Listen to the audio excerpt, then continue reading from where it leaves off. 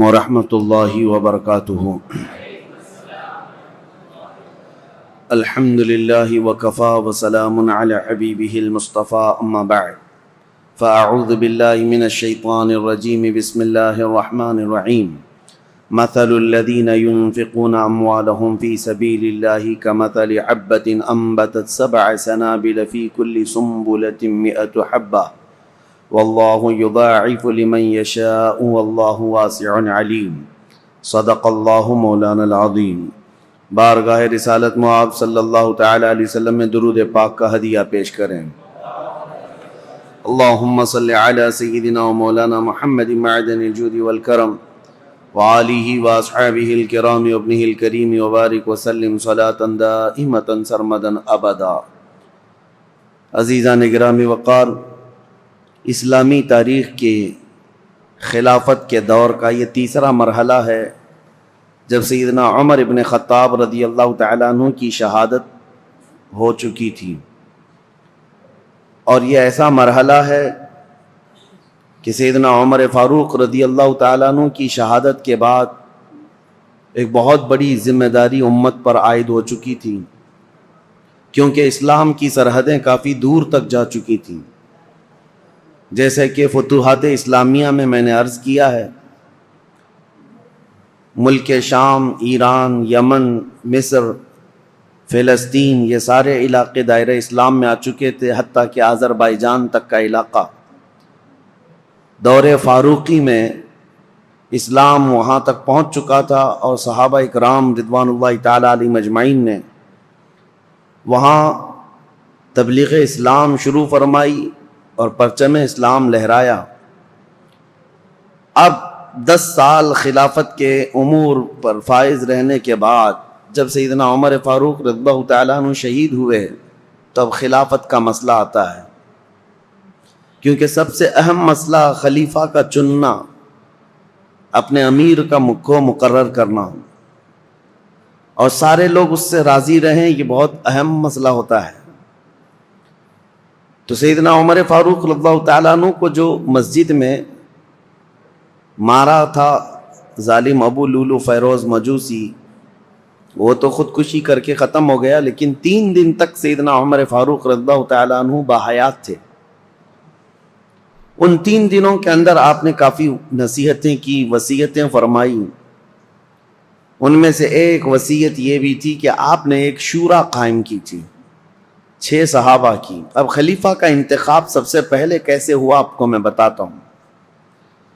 اس سے قبل 2 خلیفہ عام مسلمانوں کی رائے سے متفق سب تھے، اس بات پر خلیفہ کا انتخاب ہوا، جیسے حضرت ابو بکر صدیق رضی اللہ تعالیٰ عنہ کا ہوا، اور حضرت عمر فاروق رضی اللہ تعالیٰ عنہ کا بھی۔ تمام صحابہ اس وقت جتنے موجود تھے، مہاجرین انصار، سب کا اتفاق تھا۔ یہ اور بات ہے کہ حضرت عمر فاروق کے متعلق حضرت ابو بکر صدیق رضی اللہ تعالیٰ عنہ نے پہلے سے اعلان کر دیا تھا۔ اب حضرت عمر کی شہادت کے بعد، بلکہ حضرت عمر نے اپنی شہادت سے پہلے 6 بڑے صحابہ جو 10 مبشرہ میں سے ہیں، جو رسول اللہ کے نہایت قریبی صحابہ تھے، ان کو طلب فرمایا۔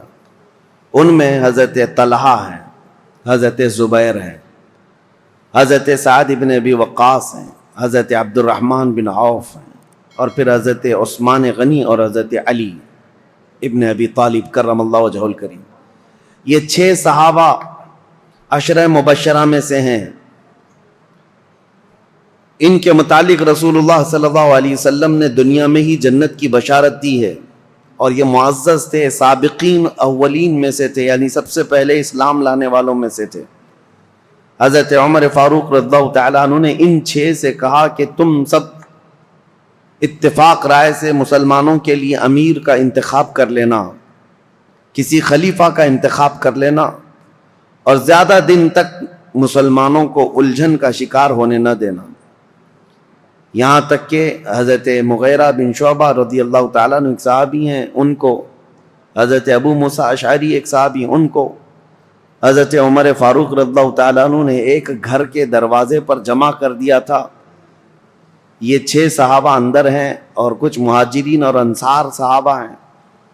کہ کسی بھی باہر والے شخص کو یہاں اندر آنے نہ دینا جب تک کہ یہ لوگ خلیفہ کا انتخاب نہ کر لیں، فتنہ ہو سکتا ہے، نئے لوگوں کا شامل ہونا فتنے کا سبب بنتا ہے۔ حضرت عمر فاروق رضی اللہ تعالیٰ عنہ کی یہ بڑی دور اندیشیاں ہیں۔ میں ابھی اور بھی آپ کو بتاؤں کہ ان کی سیاست کیسی تھی حضرت عمر فاروق کی، جس کی وجہ سے معاملات کتنے ٹھیک ٹھاک تھے۔ 6 لوگوں کے اوپر آپ نے یہ ذمہ داری چھوڑی، اب انتخاب کیسے ہوا، خلیفہ کو کیسے منتخب کیا گیا، کیسے الیکٹ کیا گیا یا سیلیکٹ کیا گیا؟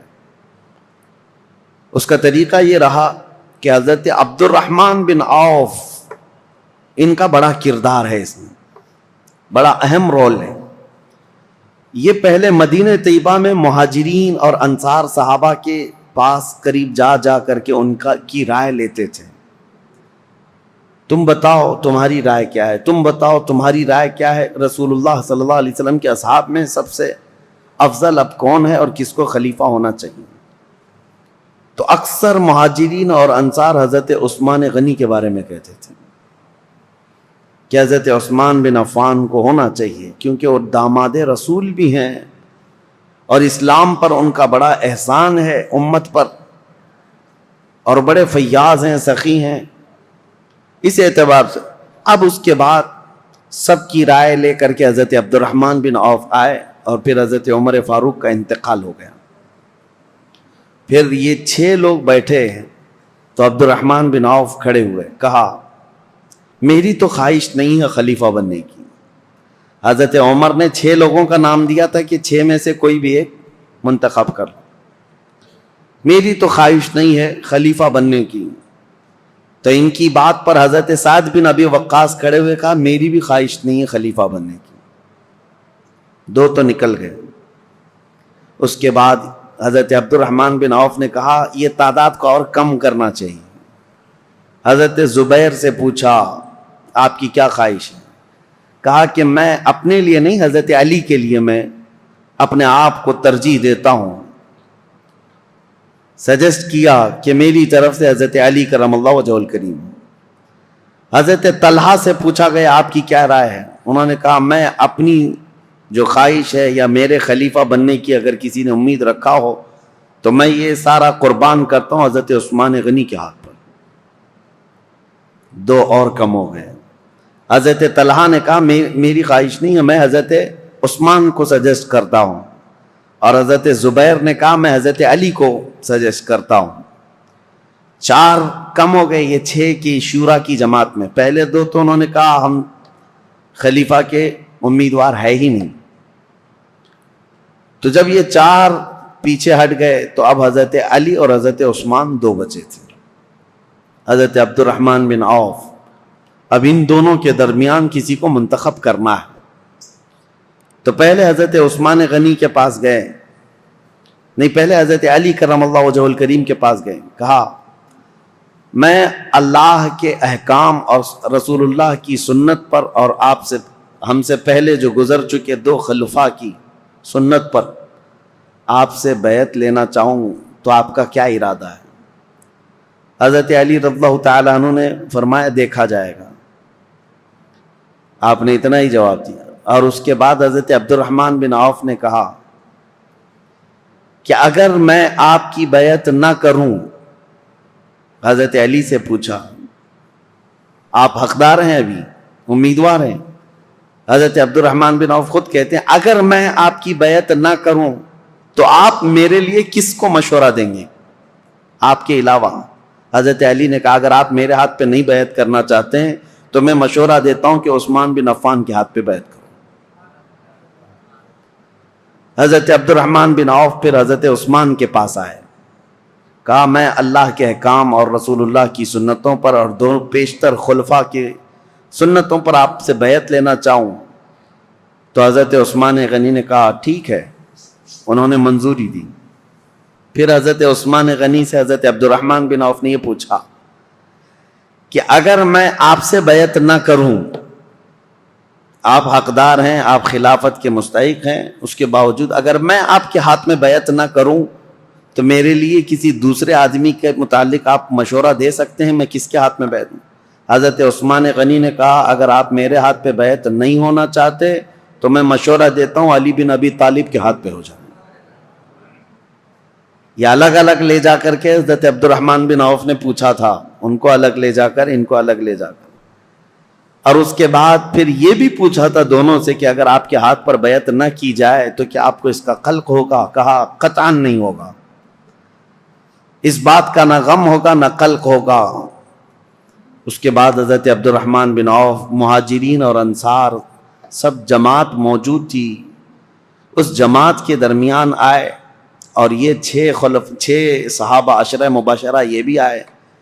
تو حضرت عبد الرحمن بن عوف نے اپنا سارا ماجرا بتایا کہ لوگوں سے میں نے معلوم کیا، اور اس کے بعد حضرت علی سے بھی میں نے پوچھا، حضرت عثمان سے بھی پوچھا. لوگوں نے پوچھا کہ کیا معلوم کیا، کیا پوچھا آپ نے لوگوں سے اور کیا آپ کو نتیجہ ملا؟ تو حضرت عبد الرحمن بن عوف نے کہا جو مجھے نتیجہ ملا وہ یہ ہے کہ حضرت عثمان کا ہاتھ پکڑتے ہیں اور کہتے ہیں میں اللہ اس کے رسول کے احکام پر ان کے ہاتھ پر بیعت کرتا ہوں. عبد الرحمن بن عوف رضی اللہ تعالیٰ عنہ کی بڑی عزت تھی. آپ نے جیسی ہی بیعت کیا، سیکنڈ نمبر پر سب سے پہلے حضرت علی کرم اللہ وجہہ الکریم نے بیعت کیا. کہا کہ ہم حضرت عثمان ابن عفان کو خلیفہ برحق تسلیم کرتے ہیں. اور اس کے بعد جوق در جوق مہاجرین اور انصار صحابہ کے جتنے بھی جماعتیں تھی، طبقے تھے، سبوں نے حضرت عثمان غنی کے ہاتھ پر بیعت کر لیا.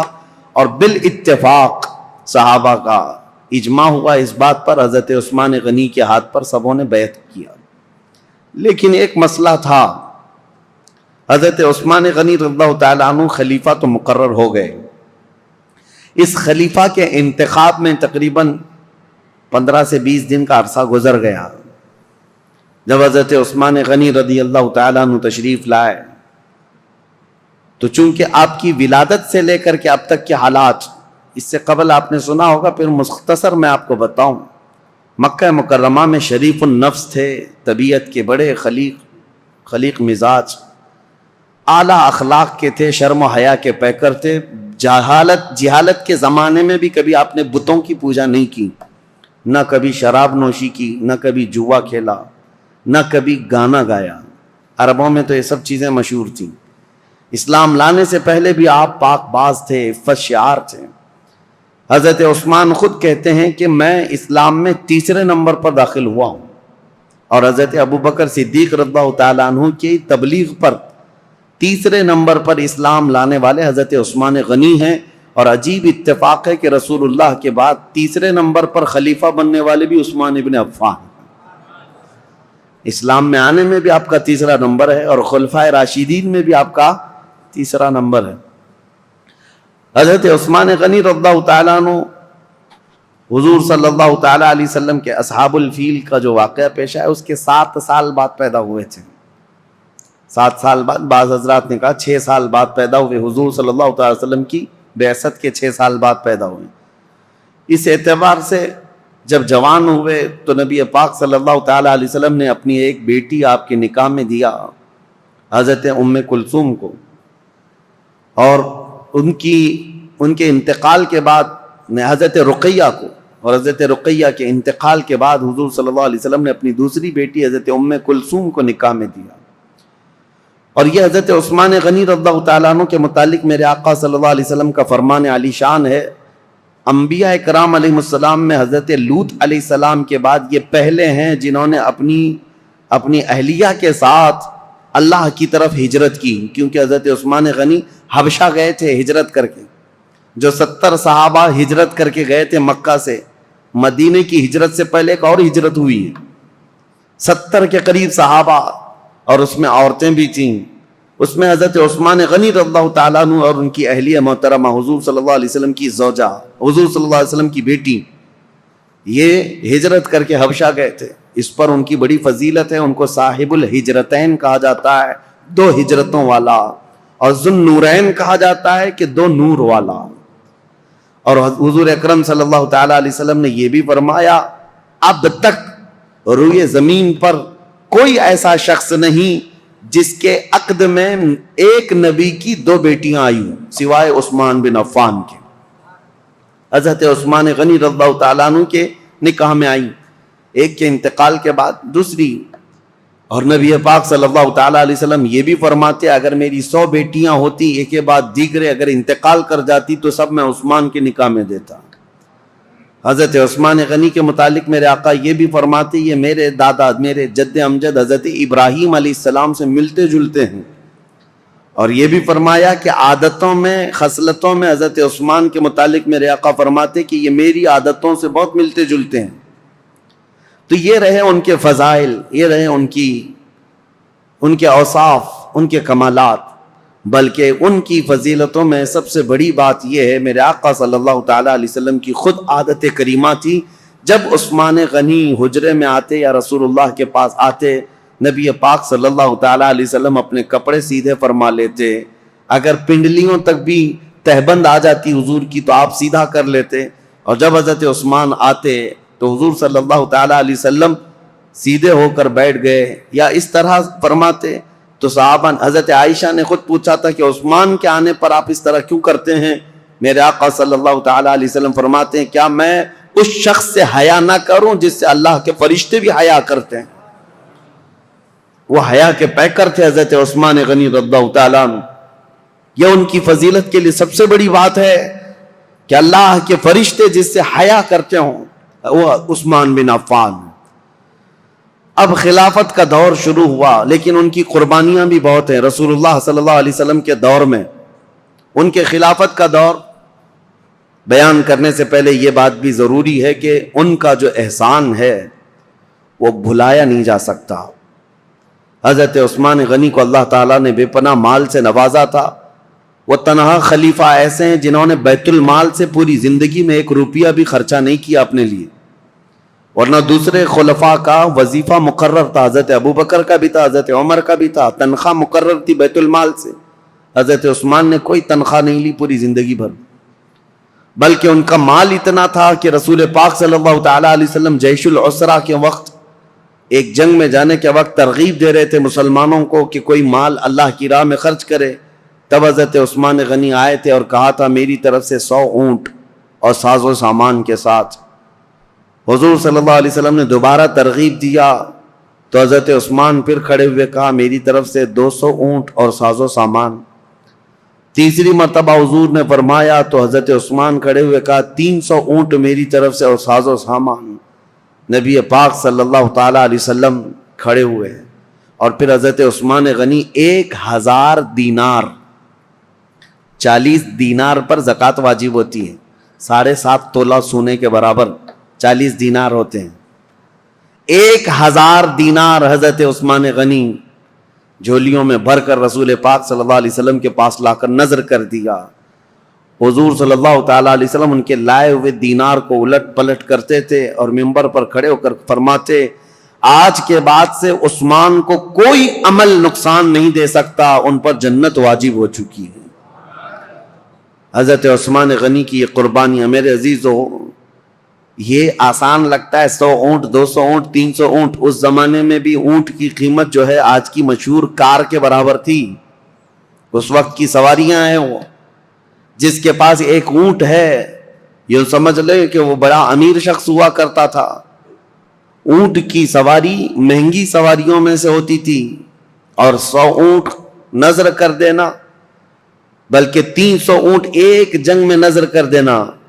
ایک تاریخ داں ہیں، مورخ ہیں، انہوں نے اس زمانے کے کیلکولیشن کے اعتبار سے اس وقت کی جو بھی اماؤنٹ انہوں نے دی تھی حضرت عثمان غنی نے، اس کو کمپیئر کر کے بتایا ہے کہ اس دور میں حضرت عثمان غنی کا دیا ہوا دان، دیا ہوا صدقہ، قیمت اور اس کی مالیت اگر کمپیئر کی جائے تو اس زمانے کے 1 ارب 20 کروڑ روپیہ بنتے ہیں. 116 کروڑ یا 120 کروڑ کے برابر وہ رقم ہوتی ہے جو آپ نے ایک بار میں دیا ہے. کون ہے جو اتنی خطیر اتنی بڑی رقم میرے مصطفیٰ کریم صلی اللہ علیہ وسلم کے ایک فرمان پر لا کر نظر کر دے؟ حضرت عثمان غنی رضی اللہ تعالیٰ عنہ یہ وہ شخص ہیں کہ جب مدینہ طیبہ میں تشریف لائے تو مسلمانوں کے لیے میٹھے پانی کا ایک ہی کنواں تھا، وہ یہودی کے قبضے میں تھا اور وہ پیسوں سے بیچتا تھا. حضرت عثمان غنی رضی اللہ تعالیٰ عنہ نے حضور صلی اللہ علیہ وسلم کے اس فرمان پر کہ کون ہے جو یہ کنواں مسلمانوں کے لیے خریدے تو اس کے لیے جنت واجب ہے، یہ جنت کی نہر اس کے لیے، اپنے مال خاص سے اس کنویں کو خریدا حضرت عثمان غنی نے اور ہمیشہ کے لیے وقف کیا بیر روما۔ وہ کنواں آج بھی مدینے میں ہے اور پانی سے لبالب بھرا بھی ہے۔ مدینے والوں کے لیے پانی کا سب سے پہلے انتظام کرنے والے عثمان بن عفان ہیں۔ ان کے علاوہ مدینے کی تجارت کا جو سامان ہوا کرتا بازار میں، یہودی پورے مارکیٹ پر قبضہ کیے ہوئے رہتے تھے، باہر سے آتے تجارت کرتے اور پیسہ بہت زیادہ لے کر جاتے۔ حضرت عثمان غنی نے پورے بازار کو کیپچر کر لیا تھا۔ یہودی تجارت کے قافلے کو مدینہ آنے سے پہلے ہی روک لیتے تھے اور پورا مال خرید لیتے تھے اور مدینہ طیبہ میں لا کر 10 گنا زیادہ قیمتوں پر وہ مال بیچتے تھے۔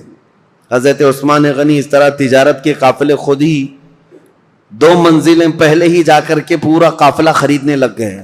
خرید کر کے مدینے آتے اور یہودی پوچھتے عثمان یہ مال ہمارے ہاتھ بیچ دو۔ حضرت عثمان نے پوچھا ایک بار کتنا تم بڑھا کر کے دو گے؟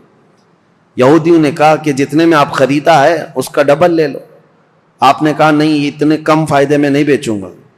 یہودی نے کہا 2 گنا زیادہ، یعنی ٹرپل، 100 کا ہے تو 300 لے لو۔ حضرت عثمان نے کہا اتنا بھی نہیں۔ یہودی بڑھاتے گئے، کہا 5 گنا زیادہ میں دے دو۔ حضرت عثمان نے کہا اتنے میں بھی نہیں بیچوں گا۔ یہاں تک کہ بات کرتے کرتے یہودیوں نے 10 گنا تک بڑھا دیا کہ اتنے میں مال بیچ دو، 100 میں خریدا ہے تو 1000 میں دے دو۔ اس سے زیادہ چیلنج کرتے ہیں ہم کہ تم سے یہ مال کوئی نہیں خرید سکے گا، نفع میں ہو بیچ دو۔ حضرت عثمان نے کہا نہ، مجھے اس سے زیادہ نفع چاہیے، اگر خرید سکتے ہو تو بتاؤ۔ یہودی عاجز آ گئے، 10 گنا زیادہ میں خریدنے پر بھی وہ نہیں دے رہے ہیں۔ دوسرے دن سب جب چلے گئے کہا کہ ہم نہیں خریدیں گے تمہارے مال کو۔ حضرت عثمان غنی مدینہ طیبہ میں ایک میدان میں وہ پورا غلہ اناج اور قافلے کا تجارت کا سامان سب اتارتے ہیں، اہل مدینہ کو آواز دیتے ہیں جس کو جو ضرورت ہے، جتنی ضرورت ہے وہ اس مال سے لے جا سکتا ہے۔ انفاق فی سبیل اللہ، جتنوں کو ضرورت تھی سبوں نے مال لے لیا۔ یہودی آئے اور پوچھا کہ کیا عثمان تم نے مال بیچ دیا؟ کہا ہاں۔ کتنے نفع میں؟ کہا میرے رب کے ہاتھ میں 70 گنا زیادہ نفع میں بیچ دیا، کیونکہ اللہ تعالیٰ نے فرمایا ہے کہ جو اللہ رب العزت کی راہ میں ایک خرچ کرے اللہ تعالیٰ اس کو 70 گنا زیادہ عطا کرتا ہے۔ میں نے بہت بڑا سودا کیا جو تمہاری حیثیت نہیں ہے دینے کی۔ یہ عثمان ابن عفان ہیں۔ اب آئیں، یہ خصائل اور یہ اوصاف حمیدہ ان کے سنانے بہت ضروری تھے۔ اس کی وجہ کیا ہے کہ بعد میں آنے والے حالات اس پر آپ کی نظر ہونی چاہیے کہ حضرت عثمان غنی کا تذکرہ ہو رہا ہے تو ایک عام آدمی کا ذکر نہیں ہو رہا ہے۔ ان کے اپنے کمالات ہیں، ان کی خصلتیں ہیں، ان کی بہت ساری ان کی اسپیشلٹی، یہ سب چیزیں معلوم ہونی چاہیے۔ اب آگے چلتے ہم دور عثمانی پر۔ حضرت عثمان غنی رضی اللہ تعالیٰ عنہ جیسے ہی خلافت کے منبر پر کھڑے ہوئے آپ کے لیے بڑے چیلنجز تھے۔ پہلا خطبہ آپ نے جو دیا وہ خطبہ یہ تھا کہ آپ نے اللہ اس کے رسول کے احکامات کی تعلیم اور تلقین کی اور اللہ سے ڈرایا لوگوں کو، اس کے بعد بول نہ سکے، کپ کپی آئی جسم میں اور کہا کہ اے لوگوں، کسی بھی آدمی کے لیے پہلی مرتبہ گھوڑے پر سوار ہونا بہت مشکل ہوتا ہے۔ پہلی مرتبہ گھوڑے پر سوار ہونا بہت مشکل ہوتا ہے اور وہ سواری نہیں کر پاتا۔ مجھے تم سبوں نے اس خلافت کے بوجھ پر یا خلافت کے تخت پر سوار کر دیا ہے، اور رہی بات خطبہ دینے کی، میرے پورے خاندان میں کوئی خطیب نہیں ہے، جیسی جیسی ذمہ داریاں آئیں گی میں خطبہ دے دوں گا۔ آج کے لیے اتنا ہی کافی ہے، اللہ کے فرائض پر عمل کرو، رسول اللہ کی سنتوں پر چلو، یہ کہہ کر کے آپ اتر آئے۔ اب دیکھیں چیلنجز کیا کیا تھے آپ کے زمانے میں جن سے آپ کو فیس کرنا تھا۔ سب سے پہلا دن تھا خلافت کا، تبھی آپ کے متعلق یہ بات آئی کہ حضرت عمر کے ایک بیٹے تھے عبید اللہ، حضرت عمر ابن خطاب فاروق اعظم کے بیٹے عبید اللہ۔ ہوا یہ تھا کہ حضرت عمر کو جس نے شہید کیا وہ ابو لولو فیروز مجوسی، وہ تو خود تلوار سے اپنے آپ کو مار کر مر گیا، خودکشی کیا، لیکن حضرت عبید اللہ کو یہ شک تھا کہ اس کے ساتھ اور بھی لوگ تھے، تو دو لوگوں کو انہوں نے پکڑ لیا جو دو باہر سے آئے ہوئے تھے، اور اس شک میں حضرت عبید اللہ نے وہ دونوں کو بھی قتل کر ڈالا کہ میرے باپ کے قاتل ہیں یہ۔ حضرت عمر کے قتل میں منصوبوں میں یہ شریک تھے، کیونکہ اس دن فجر کی نماز کی پہلی صف میں وہ دو لوگ بھی موجود تھے۔ حضرت عبید اللہ نے قتل کر دیا دونوں، لیکن یہ مقدمہ حضرت عثمان کے پاس آیا کہ عبید اللہ نے جن کو قتل کیا وہ صرف شک کی بنیاد پر، حضرت عمر کے وہ قاتل نہیں ہیں۔ اب وہ دونوں کے خاندان کے لوگ بھی موجود تھے، سبوں نے کہا ان کا حضرت عمر کے قتل سے کوئی لینا دینا نہیں، لیکن ان کو عمر بن خطاب کے بیٹے نے قتل کر دیا ہے۔ حضرت عثمان نے ان کو طلب کیا، عبید اللہ کو، وہ حضرت عبید اللہ کو کھڑا کیا گیا، فیصلہ کیا کرنا ہے۔ صحابہ اکرام سے آپ مشورہ لیتے رہے کہ ان کے متعلق کیا کیا جائے، انہوں نے دو لوگوں کا قتل کیا ہے، تو صحابہ نے کہا قتل کا قصاص قتل ہے، قصاص لینا ہوگا، دو کو انہوں نے مارا ہے، بدلے میں ان کو جان دینی پڑے گی۔ حضرت عثمان غنی نے کہا دیکھو وہ دونوں خاندان کے لوگ جن کے دو مرد تم نے قتل کیے، اس کے بدلے میں اب تمہارا قتل ہوگا۔ لیکن کچھ صحابہ آئے اور کہا عثمان ابن عفان سے، کہا یہ کیسی بات ہے کہ ابھی ابھی خلیفہ برحق عمر ابن خطاب کا انتقال ہوا، ان کے گھر والوں کے لیے بڑا صدمہ ہے کہ وہ بھی قتل ہوئے ہیں، شہید ہوئے ہیں، اور آج ہم ان کے بیٹے کو قتل کر رہے ہیں قصاص میں۔ حضرت عثمان طبیعت کے بڑے نرم مزاج ہیں، پہلے خلیفہ سے بالکل برعکس، یعنی حضرت عمر کے سے مزاج میں ان کا مزاج زمین آسمان کا فرق ہے۔ حضرت عثمان غنی رضی اللہ تعالیٰ عنہ نے وہ دونوں مقتول جو تھے، قتل ہوئے تھے، ان کے خاندان والوں سے کہا کہ اگر تم بدلے میں قصاص میں جان کے بدلے کوئی اور چیز طلب کرنا چاہو تو بتاؤ۔ انہوں نے کہا ہمیں مال کی ضرورت ہے۔ حضرت عثمان نے جتنا انہوں نے طلب کیا تھا اس کا 10 گنا بڑھا کر کے اپنے جیب خاص سے وہ دونوں کے قتل کی دیت عطا کر دی، خون بہا اس کو کہا جاتا تھا، اور قتل کے بدلے میں یہ فدیہ دے کر کے ان کو آزاد کر، ان کو رخصت کر دیا۔ اس طرح حضرت عبید اللہ بن عمر کو بھی انہوں نے بچا لیا۔ یہ پہلا مقدمہ تھا جو حضرت عثمان ابن عفان کی خلافت کے دور میں پیش آیا۔ لیکن اس مقدمے کا چرچا سب جگہ پھیلا کہ آپ کا یہ عدل تھا کہ حضرت عثمان غنی رضی اللہ تعالیٰ عنہ نے مقتولین کے گھر بھی بھاری بھرکم معاوضہ پہنچایا اور حضرت عمر ابن خطاب کے گھرانے کو بھی بچا لیا۔ یہ حالات زیادہ دن تک نہیں چلے۔ بہرحال اب مجھے یہ بتانا ضروری ہے کہ حضرت عثمان ابن عفان رضی اللہ تعالیٰ عنہ طبیعت کے نرم مزاج تھے۔ جب آپ خلافت پر بیٹھے تھے اس وقت تو آپ کی عمر 70 سال کے قریب تھی، حضرت عثمان غنی رضی اللہ تعالیٰ عنہ 70 سے اوپر تھی۔ 70 سال کی عمر کے بعد آپ کو خلافت پر فائز کیا گیا ہے۔ آپ نے اپنے دور میں جو فوجیں بھیجی اور بہت سارے جو ممالک اسلامیہ یعنی دوسرے ممالک جو اسلام میں آئے ان کی بھی ایک لمبی فہرست ہے۔ پہلا تو یہ ہے کہ حضرت عثمان ابن عفان رضی اللہ تعالیٰ عنہ کے دور میں اسپین، جو اس زمانے میں اندلس کہا جاتا تھا، آج کا اسپین، یہ حضرت عثمان غنی کے دور میں فتح ہوا، اور اسلامی فوجوں میں سب سے پہلے فوجیں پہلے میدان میں اتر کر کے لڑتی تھیں، لمبا سفر کیا ہے صحابہ نے۔ امیر معاویہ رضی اللہ تعالیٰ عنہ جو ملک شام کے گورنر تھے، حضرت عمر کے زمانے سے چل رہے تھے، حضرت امیر معاویہ وہ ملک شام دمشق کے والی تھے، گورنر تھے۔ ان کی ایک خواہش تھی کہ قبرص جو آج ترکی کا حصہ ہے، سائپرس جس کو کہتے ہیں، یا قبرص، یہ وہی علاقے ہیں۔ اب یہ یورپ کی سرزمین پر آتے، یہاں تک جانے کے لیے سمندر کا سفر کر کے ہی جانا پڑتا، خشکی سے نہیں۔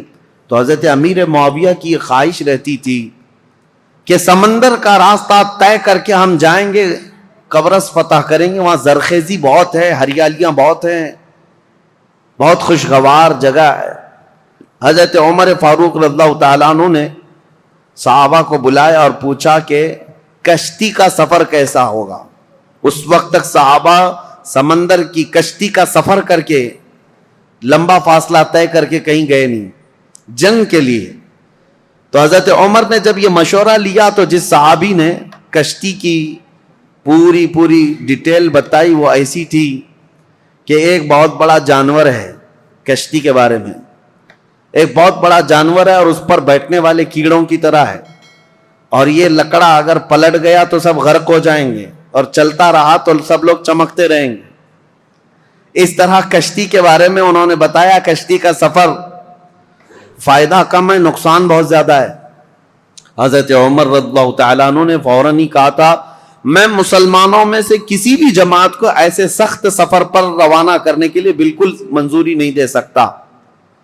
تو حضرت عمر کے پورے دور میں سمندر کے سفر پر صحابہ کو کبھی بھیجا نہیں گیا تھا, جبکہ حضرت امیر معاویہ کی بڑی خواہش تھی کہ سمندر کا سفر طے کر کے جائیں گے اور اس علاقے کو بھی فتح کر کے دائرہ اسلام میں داخل کریں گے. ان کو اجازت کبھی نہیں ملی. اب حضرت عثمان کا دور آیا تو چونکہ حضرت امیر معاویہ حضرت عثمان غنی رضی اللہ تعالیٰ عنہ کے رشتہ داروں میں سے بھی ہیں, اور ایک بڑا الزام حضرت عثمان غنی پر یہی ہے کہ وہ رشتہ داروں کا بہت خیال کرتے تھے اور ان کو بہت زیادہ نوازتے تھے. یہ بات حقیقت ہے کہ حضرت عثمان غنی اپنے رشتہ داروں کے لیے بہت نرمی رکھتے اور اپنے مال سے بہت زیادہ ان کی مدد کیا کرتے تھے, لیکن ان رشتہ داروں میں کچھ تو نااہل بھی نکلے. بہرحال حضرت عثمان غنی رضی اللہ تعالیٰ عنہ نے حضرت امیر معاویہ کی اس درخواست کو منظور کر لیا کہ کشتی کا سفر کر کے یہ قبرص جائیں گے, ترکی کا سفر. یہ سب سے پہلے مسلمانوں کی جماعت ہے جو کشتی میں سوار ہو کر کے جا رہی ہے, لیکن ساتھ میں حضرت عثمان نے یہ پابندی لگائی تھی کہ کسی بھی مسلمان کو زور زبردستی جہاد میں شریک نہیں کیا جائے گا. جس کی مرضی ہوگی وہ امیر معاویہ کی عمارت میں ان کی سپہ سالاری میں جا سکتا ہے. تو کسی کے اوپر بھی سختی کے ساتھ یہ حکم نہیں لگایا گیا. حضرت امیر معاویہ نے اعلان کیا جتنے مسلمان ساتھ ہوئے گئے, لیکن قبرص کے علاقے کے لوگ, سائپرس کے لوگ ٹھنڈے مزاج کے لوگ تھے, وہ جنگ اور جدال کو پسند کرنے والے لوگ نہیں تھے. انہوں نے بغیر جنگ کے اپنا سارا علاقہ حضرت امیر معاویہ کے حوالے کر دیا. قبرص, سائپرس, یہ ترکی کے جو علاقے ہیں یہ فتح ہوئے اور وہاں پرچم اسلام لہرانے لگا, اور اس زمانے سے لے کر آج تک پرچم اسلام لہرا رہا ہے. سمندر کے باہر اسلامی فوجیں جو پہنچیں سمندر کو کراس کر کے, یہ حضرت عثمان غنی کے دور میں ہوا. اب یہاں سے قبرص پر جیسے ہی مسلمان آئے, اس کے بعد پھر کوئی علاقہ بچا نہیں, وہاں سے طبرستان, پھر اس کے بعد جرجان, رشیا میں پہنچ گئے. رشیا کے وہ علاقے جو آج ازبکستان وغیرہ کہے جاتے ہیں, اس زمانے میں یہ سمرقند, بخارا, نیشاپور کے نام سے تھے. اب مسلمان فوجیں وہاں تک بھی پہنچ گئیں. سمرقند, بخارا, نیشاپور, یہ سب علاقے فتح ہوتے ہوتے رشیا جو آج کے دور کا رشیا ہے, اس کے بیچوں بیچ مسلمان پہنچ چکے تھے دور عثمان ابن عفان میں. میرے عزیزو, مجھے عجیب حیرت ہوتی ہے پڑھ کر کے مسلمانوں کی کوئی سرحد نہیں تھی, وہ نکلتے چلے جاتے تھے. صحراؤں کو عبور کیا, جنگلوں کو پار کیا, سمندروں کو, سب چیزیں انہوں نے پھلانگ دیں اور اسلام کو کہاں سے کہاں لے آئے. ایک خطہ یہ تھا جو یورپ کی سرزمین پر گئے, ایک خطہ ایشیا کوچک یا پھر رشیا کی طرف جس کو کہیں, اس طرف نکلا صحابہ کا. اب تیسرا ایک طبقہ ہے صحابہ کا جو بہت اہم کردار ادا کیا حضرت عثمان غنی کے زمانے میں. حضرت عثمان ابن عفان رضی اللہ تعالیٰ عنہ کے زمانے میں ایک صحابی حضرت عبداللہ بن عبید, ان کو سپہ سالاری تھی اور یہ اپنی جماعت لے کر کے سب سے پہلے سارے علاقے پھلانتے ہوئے, عبداللہ بن ابی سرح جو مصر میں آئے تھے, یہاں سے انہوں نے سب سے پہلے جو داخلہ کیا وہ افریقہ کے جنگلات میں اور بربر قوم کے سامنے اسلام کو لے کر پہنچ گئے. اب وہ تاریخ اگر میں آپ کو بتاؤں، بربر قوم کون ہے؟ بربر یہ لفظ ہی مشہور ہو گیا. جب کبھی کوئی بہت زیادہ سختی کرتا ہے تو اس کو کہتے ہیں ظلم و بربریت. ظلم اور بربریت یہ لفظ جو ہے نا مترادف ہے، ہم معنی ہے، ایک ہی معنی کا ہے. یہ جنگلوں میں رہنے والی ایک ایسی قوم جو کپڑے بھی نہیں پہنتی تھی اور انسان خور، آدم خور، انسانوں کا گوشت بھی کھا جانے والی قوم، اور ان کی زبان نہیں، نہ ادھر کبھی انسانوں میں ان کا آنا جانا ہے. وہ جنگلات میں رہنے والی قوم، اور ذرا برابر ان کے دل میں رحم نہیں، جس چیز کو دیکھیں مار ڈالیں، بہت سختی کے ساتھ مار ڈالیں. اور نہ ہی کوئی تہذیب، کوئی سلیقہ، نہ کوئی اخلاق، عام سی زندگی گزارتے، جانوروں کی طرح رہتے. بلکہ ان کے ہاں مردوں اور عورتوں کا اختلاط ایسے ہی ہوتا تھا جیسے جانوروں کا ہوتا ہے. یہ بربر قوم افریقہ کے جنگلات میں رہنے والی، اس قوم کے پاس بھولے بھٹکے اگر کوئی انسان پہنچ بھی جاتا تو ان کا لقمہ بن جاتا تھا. شام میں اس کا کباب بننے والا ہوتا، وہ اس کو بھون کر کھا جاتے تھے. اس سخت ترین قوم کے پاس جانا ایک بہت بڑا چیلنج تھا. رسول پاک صلی اللہ تعالی علیہ وسلم کے عظیم ترین صحابہ جو چٹانوں کے پاس بھی جمے رہ گئے، سمندروں کو بھی انہوں نے پھلانگ دیا، وہ انسانوں کی ایک جماعت سے کیسے پیچھے ہٹتے ہیں، وہاں پر بھی پہنچ گئے. افریقہ کی اس بربر قوم کے پاس پہنچے. اب آپ کو میں بتاؤں، وہ بربر قوم جو آدم خور تھی، انسانوں کو کھاتی، ظلم ان کا بہت انتہا کو رہتا، وہ اچانک دائرہ اسلام میں آئے، میرے مصطفیٰ کریم صلی اللہ علیہ وسلم کے سچے غلاموں میں شامل ہوئے. کیسے یہ انقلاب آ سکتا ہے؟ کبھی آپ سوچیں. ہم نے بہت تحقیق کی کہ ایک نئی قوم کے پاس جانے کے لیے ان کی زبان تو کم سے کم معلوم ہونی چاہیے، ان کو تبلیغ کس زبان میں کریں. اور عربوں کا حال یہ ہے کہ وہ اپنی عربی چھوڑ کر دوسری زبان بولنا ہی نہیں چاہتے. آج تک آپ جا کر کے دیکھیں، انگلش میں بولنے کو وہ عیب سمجھتے ہیں. آتی ہے انگلش، سمجھتے ہیں، لیکن انگلش بولنا نہیں چاہتے. کہتے ہیں نہیں، ہماری زبان عربی ہے، باقی سب گونگے ہیں. عرب کو آج بھی اپنی زبان پر وہ فخر ہے، وہ دوسری زبانوں کو کچھ بھی اپنے ہاں آنے نہیں دیتے. اس بربر قوم کے پاس جو زبان تک نہیں جانتی، صحابہ دین اسلام لے کر کیسے گئے؟ ہم نے معلوم کیا تو اس بربر قوم کو انہوں نے زبان سے نصیحتیں نہیں کی، بلکہ صرف اخلاق رسول سے ان کو اسلام کی طرف مائل کیا ہے. صرف میرے آقا صلی اللہ تعالی علیہ وسلم کی خوشبوئیں تھیں جو اس افریقہ کے جنگلات میں رہنے والی قوم کو بھی اسلام کا گرویدہ بنایا. یہ دور عثمانی میں افریقہ میں اسلام داخل ہو چکا. افریقہ کے علاقے فتح ہوتے گئے، اور اس کے بعد ایک دو نہیں، آج کے بر اعظم افریقہ، جو افریقہ کا کانٹیننٹل جس کو کہتے ہیں پورا علاقہ، اس کے کئی ممالک ایسے ہیں جو حضرت عثمان غنی رضی اللہ تعالیٰ عنہ کے دور میں پرچم اسلام سے لہراتے رہے، تو آج تک وہ اسلام میں ہیں. افریقہ کی سرزمین تک اسلام پہنچ گیا.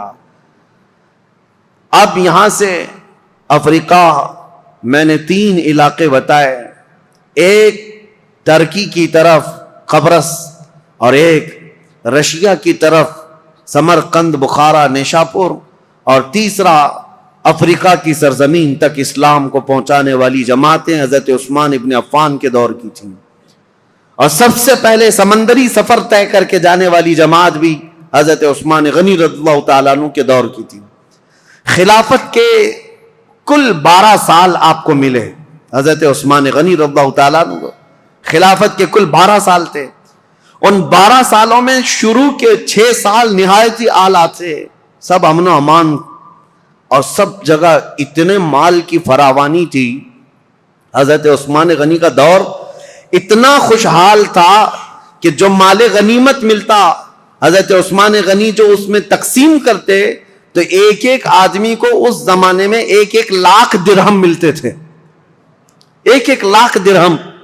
جس کی وجہ سے کچھ لوگوں میں نکما پن آ گیا. جب مال زیادہ آتا ہے تو کام کرنے کی اور کمانے کی عادت چھوٹنے لگتی ہے. پیسہ زیادہ آ گیا تو اب کیا کریں گے؟ عیش کریں گے. تو کچھ نوجوانوں کے اندر یہ خرابی آنے لگ گئی تھی. وہ گلیل لیتے تھے، کبوتروں کو مارتے اور کبوتر بازی کرنے لگتے، اڑاتے رہتے تھے. پیسے کا نشہ ہی کھیل کود میں لگا دیتا ہے. حضرت عثمان غنی رضی اللہ تعالیٰ عنہ نے اتنا مال تقسیم کیا تھا کہ یہ نکمے ہونے لگے. اس کے لیے باضابطہ طور پر ایک آفیسر، ایک وزیر بنایا حضرت عثمان غنی نے. اور اس سخت قسم کے وزیر، وہ صحابی رسول تھے، سب کی گلیلیں پکڑ کر انہوں نے کاٹ دی، اور جتنے کھیلتے تھے کبوتر ان سب کو قید کیا. یہ سختی کے ساتھ آپ نے کبوتر بازی کو بند کیا تھا. یہ صرف میں مثال کے لیے بتا رہا ہوں کہ فراوانی اتنی آئی، کشادگی اتنی آئی، خوشحالی اتنی آئی کہ ایک ایک شخص کو 1-1 لاکھ درہم ملا کرتے تھے مال غنیمت سے. اب یہ فراوانی آنے کے بعد ہی، اسی لیے کہتے ہیں نا، جب مال زیادہ ہوتا ہے تو لوگوں میں فتنے بھی بڑھنے لگ جاتے ہیں، فتنے بھی زیادہ ہونے لگتے ہیں. ایک بات آپ یاد رکھنا، اس مسجد کے صدر ٹرسٹی بننے کی بہت زیادہ خواہش ہوتی ہے جس مسجد کی انکم زیادہ ہوتی ہے. بہت سارے لوگوں کا یہ حال ہے. کسی غریب مسجد میں ٹرسٹی بناؤ، دوسرے دن استعفیٰ دے کے بھاگا آئے گا، یہاں تو کچھ ہے ہی نہیں. بلکہ بار بار چندہ کر کر کے امام کو دینا پڑتا ہے، بار بار چندہ کر کے مسجد کو دیکھنا پڑتا ہے. غریب مسجد کا جلدی کوئی بننا نہیں چاہتا. ہاں، جس کی بہت ساری دکانیں ہیں، بہت سارا اس کا انکم کا آنا جانا لگا ہوا ہے. دیکھو کتنے امیدوار ہیں، ہر گلی میں ایک صدر کھڑا ہے. مال زیادہ ہے تو فتنے بھی زیادہ. جب مال زیادہ بڑھنے لگتا ہے تو سب کی آنکھیں بھی کھل جاتی ہیں کہ ہمیں بھی خدمت کرنے کا موقع ملے. سب بات یہی کرتے ہیں، ہم کو بھی خدمت کرنے کا موقع ملے. اس میں کس کی خدمت کا؟ پیٹ کی خدمت کا. یہ موقع بہت سارے لوگوں کو چاہیے ہوتا ہے. اسی لیے سیدنا ابو بکر صدیق اور حضرت عمر کے دور کا یہ حال تھا کہ وہ بیت المال میں 1 درہم بھی بچاتے نہیں تھے، بانٹ کر کے جھاڑو بھی جھاڑ دیتے تھے. یہاں مال رہے گا تو فتنہ نہ ہونے پائے. اب 2 چیزیں حضرت عثمان غنی رضی اللہ تعالیٰ عنہ کے دور میں آئی اور مسلمانوں پر ایک بہت برا اثر قائم کر گئیں. ایک تو یہ تھی کہ خوشحالی بہت زیادہ آئی. اب اسلام بہت دور دور تک جا چکا ہے. ظاہر سی بات ہے، اتنی دور تک ایک خلیفہ کی نگرانی میں چل رہا اتنا بڑا خطہ. یہ ضروری تو نہیں کہ ہر اسلام میں آنے والا سب مخلص ہی ہوگا. کئی فتنے بھی تھے، کئی نئے لوگ اس میں آ رہے تھے. اب حضرت عثمان غنی رضی اللہ تعالیٰ عنہ کے دور خلافت میں جو بڑے معاملات پیش آئے اس کی طرف میں آتا ہوں. دوسرا ایک کام یہ ہو گیا تھا کہ حضرت عمر کے زمانے میں ان کی دور اندیشی دیکھیں. حضرت عمر کی، حضرت عمر نے ایک پابندی لگائی تھی. جو بڑے بڑے صحابہ تھے قریش خاندان کے، ان سب کو پابندی لگا رکھی تھی حضرت عمر نے کہ کوئی بھی مدینے کے باہر جائے گا نہیں. کیوں جانتے ہیں؟ میں پڑھ کر کے حیرت میں تھا کہ حضرت عمر نے یہ پابندی کیوں لگائی تھی. شہزادوں کو بھی پابندی تھی، بڑے صحابہ کو بھی پابندی تھی کہ باہر جائیں گے تو نئے نئے علاقے ہیں اور رسول اللہ صلی اللہ علیہ وسلم کی رشتہ داری کا اعزاز لے کر یہ سب سر آنکھوں پر بٹھائیں گے اور ان کو اتنا چڑھائیں گے کہ خلیفہ کے خلاف بھڑکا بھی دیں گے. آپ ہی خلیفہ بن جائیں، ہر علاقے کا ایک پیر صاحب ہو جائے گا. حضرت عمر فاروق نے سب کو مدینے سے باہر جانے پر پابندی لگائی تھی کہ کوئی باہر نہیں جائیں گے. یہ ان کی دور اندیشی تھی. یہ نہیں ہے کہ مسلمانوں کا ایک خلیفہ پر متفق ہونا بہت ضروری ہے، ورنہ سب کا سب نظام درہم برہم ہو سکتا ہے. لیکن حضرت عثمان غنی نے یہ پابندی ہٹا دی تھی. اب ہوا یہ کہ جو بھی صحابی قریش خاندان سے باہر جاتے تھے، جو نئے علاقے اسلام میں آئے تھے، وہ جوک در جوک انہیں دیکھنے کے لیے آتے تھے. یہ رسول اللہ کے خاندان کے ہیں، یہ رسول پاک صلی اللہ تعالیٰ علیہ وسلم کے اہل بیت میں سے ہیں، قریش سے ہیں، اور سب ان کے پاس جمع ہوتے. وہی جو دور اندیشی حضرت عمر کے زمانے میں تھی. حضرت عثمان غنی نے یہ سب چیزیں ہٹائی اور اس کے بعد سب یہ چیزیں پھیلنے لگیں. صحابہ جو مدینے میں رہنے والے تھے وہ باہر جانے لگے. تو صحابہ کے دلوں میں اگرچہ بات نہیں آئی لیکن کچھ نہ کچھ جماعتیں بننی شروع ہو گئیں الگ الگ خیالات کے. حضرت عثمان غنی رضی اللہ تعالیٰ عنہ کے دور میں کچھ چیزیں ایسی آئیں جس کو آج تک یہودی اور عیسائی انگلی اٹھاتے ہیں ان کی خلافت کے دور کے متعلق. ان کو کہتے ہیں وہ کمزور خلیفہ تھے. نہیں، وہ بہت مضبوط خلیفہ تھے لیکن مزاج کے بڑے نرم تھے. مزاج کے بڑے نرم تھے.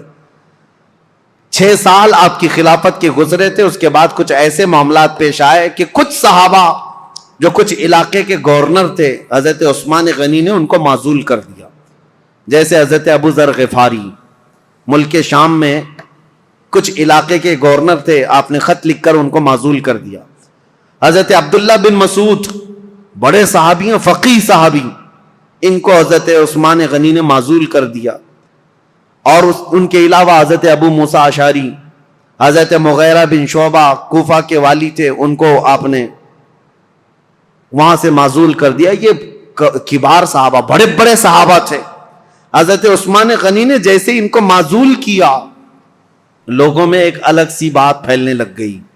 حضرت عثمان غنی کے متعلق لوگوں میں یہ توہمات پھیلنے لگ گئے کہ کبار صحابہ، کابر صحابہ کو انہوں نے ہٹا دیا. اور اتفاق ایسا تھا ان صحابہ کی جگہ پر جن کو نیا گورنر بنایا گیا تھا وہ کہیں نہ کہیں سے حضرت عثمان غنی کے رشتہ دار ہو جاتے.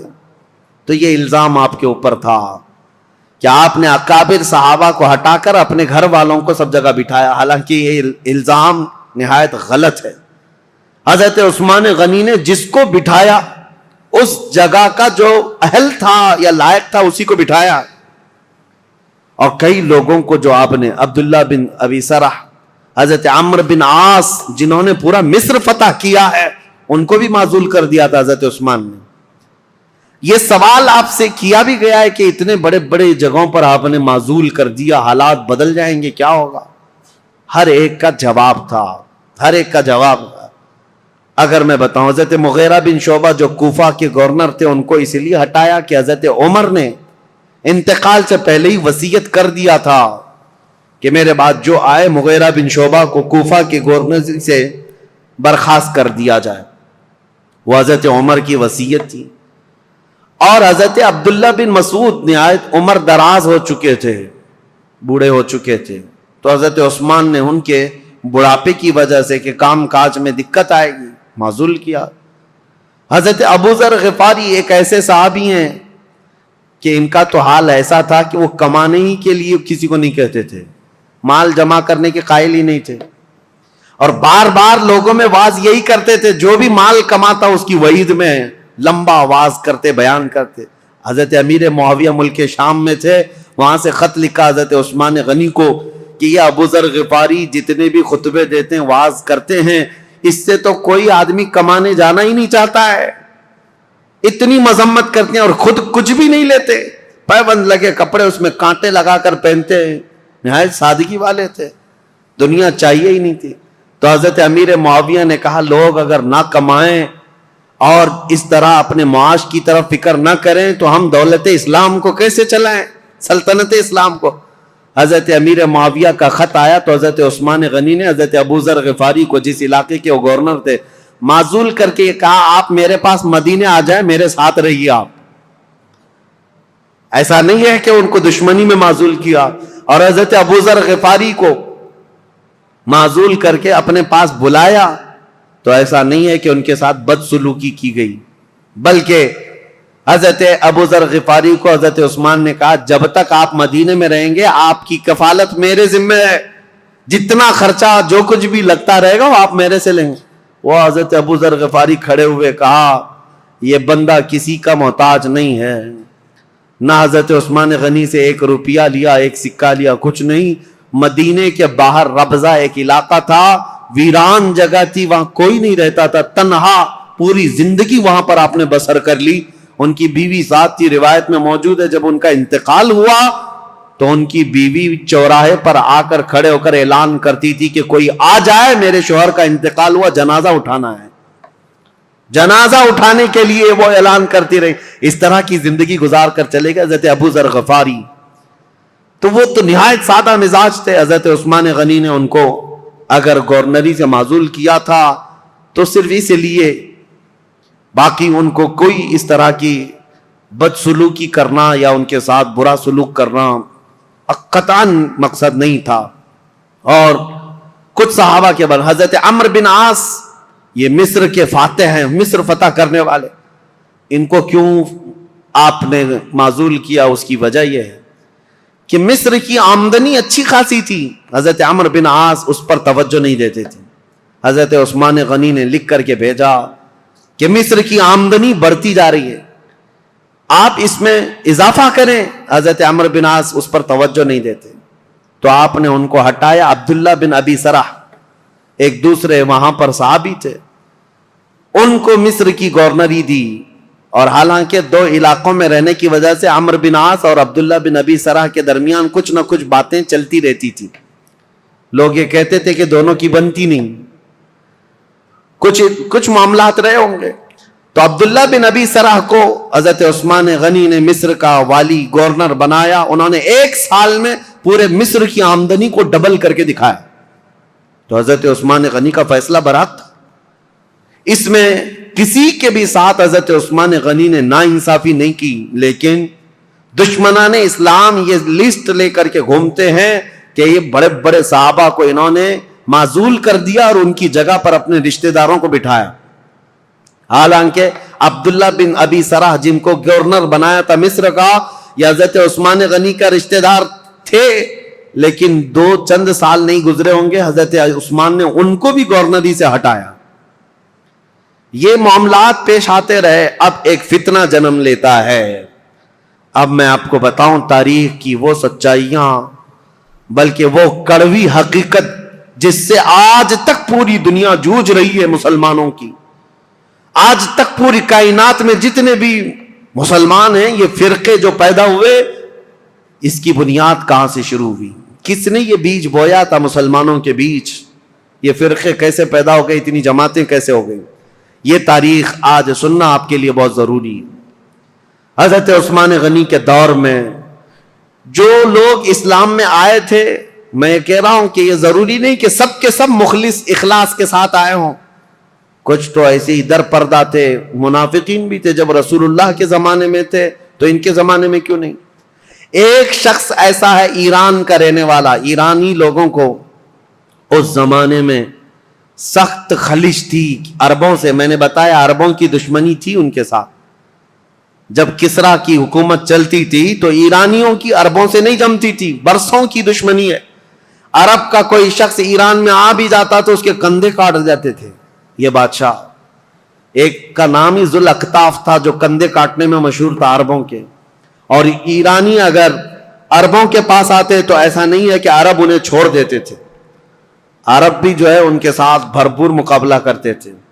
تو یہ دشمنی کے بعد جب اسلام آ گیا تو ظاہر سی بات ہے ایران میں اب مسلمان تھے، لیکن وہ عربوں کی حکومت کے نیچے تھے.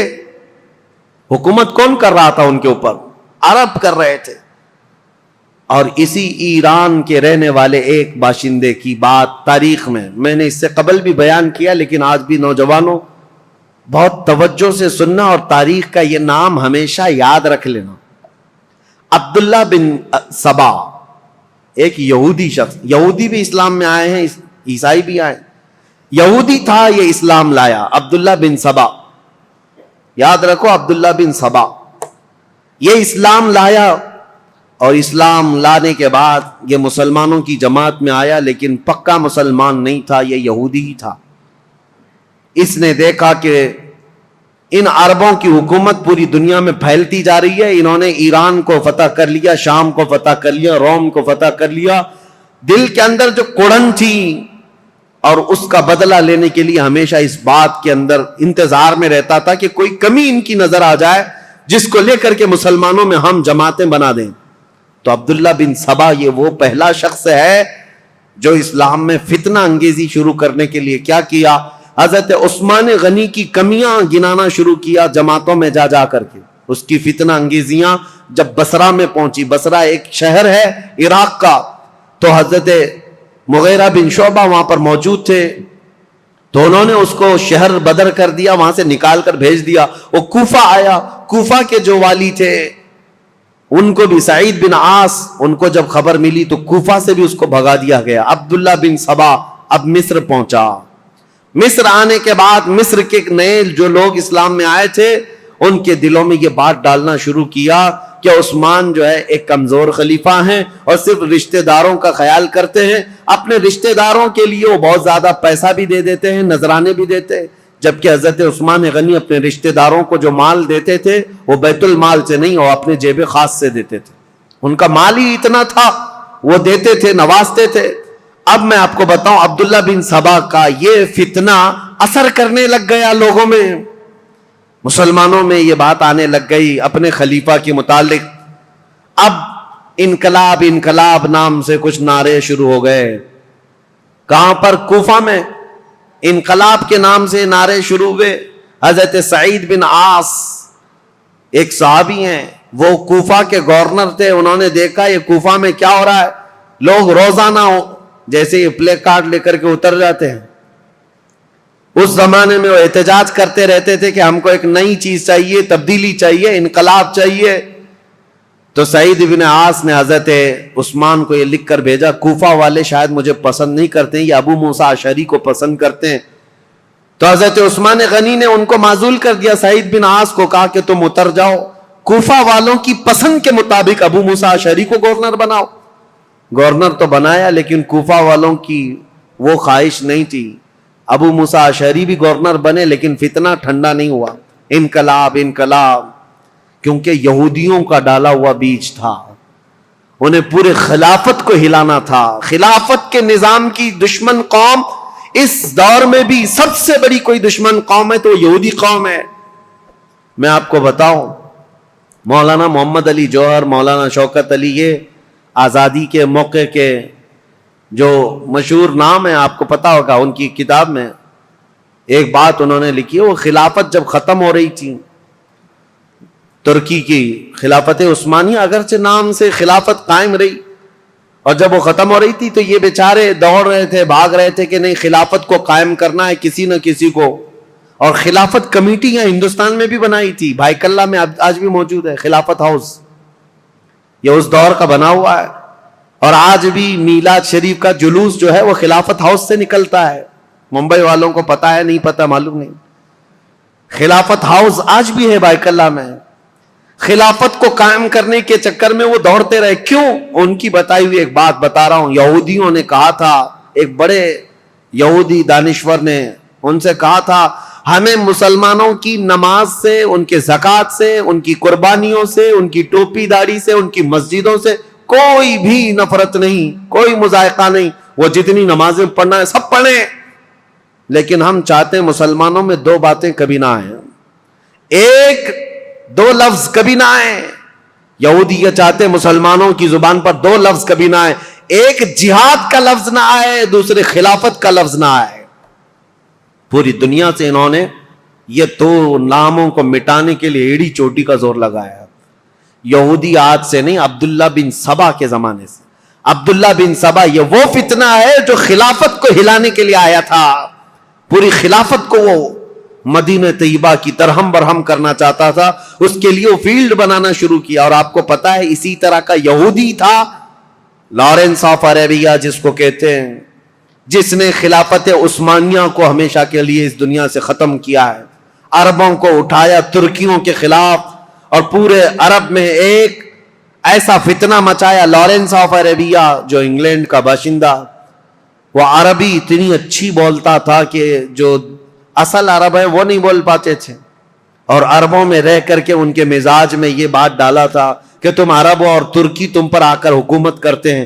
بغاوت ایسی کی تھی کہ ترکیوں کے خلاف عرب کی لڑائی چلی 1920 سے لے کر 1930 تک، اور ترکی عرب کا پورا علاقہ چھوڑ کر چلے گئے، اور اس کے بعد یہ سعودی عرب قائم ہوا ہے۔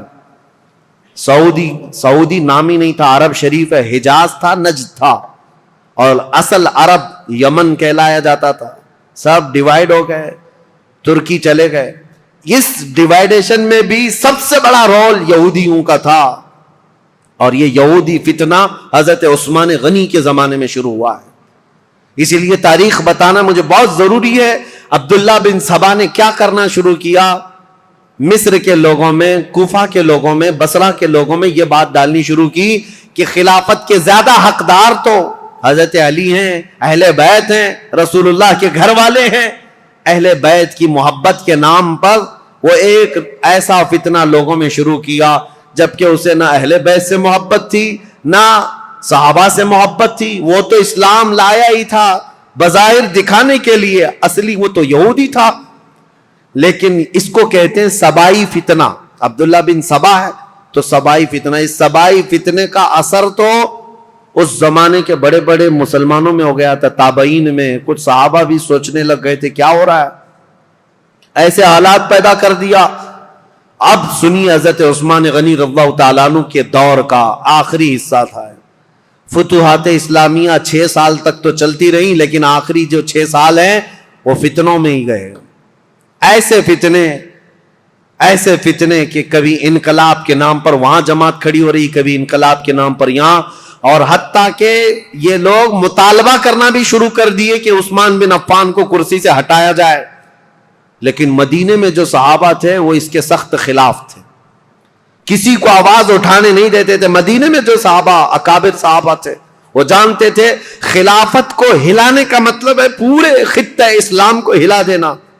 پھر جو علاقے مسلمانوں کے زیر نگیں آئے ہیں وہ سب کے سب پھر واپس چلے جائیں گے. رعب و دبدبہ پورے خطوں پر ایسا قائم تھا خلیفہ وقت کا، کسی کی مجال نہیں ہوتی تھی. تو خلافت کو ہلانا مطلب اتنے بڑے خطے کو، کہاں نیشاپور، سمرقند، بخارا، قبرص، ترکی اور افریقہ کی سرزمین تک جو خلافت کا دائرہ پھیلا ہے، ایک ہی خلیفہ ہے. اور ایک پلر کو ہلانے کا مطلب سمجھتے ہیں. صحابہ جو مدینے کے تھے وہ اس باریکی کو سمجھتے تھے، لیکن جو نئے آئے ہوئے تھے، جوان لوگ تھے، یہ جوش میں اڑے جا رہے تھے، اڑے جا رہے تھے. اور اس کے بعد یہ فتنہ ابھرتا ہوا یہاں تک پہنچا کہ مصر میں عبداللہ بن ابی سرح، جس کے بارے میں بتا رہا ہوں، یہ حضرت عثمان غنی رضی اللہ تعالیٰ عنہ کا رشتہ دار بھی تھا. اس کے خلاف مصر کے بہت سارے لوگوں نے شکایتیں کی کہ یہ بہت سختی کرتا ہے، ایسا ہے، فلاں ہے. بہت ساری شکایتیں آتی رہیں. حضرت عثمان غنی رضی اللہ تعالیٰ عنہ اس وقت ان شکایتوں کی طرف نظر نہیں فرماتے تھے. یہاں تک کہ ایک بار حضرت محمد بن ابو بکر، اب سنی حضرت عثمان غنی رضی اللہ تعالیٰ عنہ کے دور کا یہ سب سے کڑوا واقعہ ہے، بہت کڑوا واقعہ.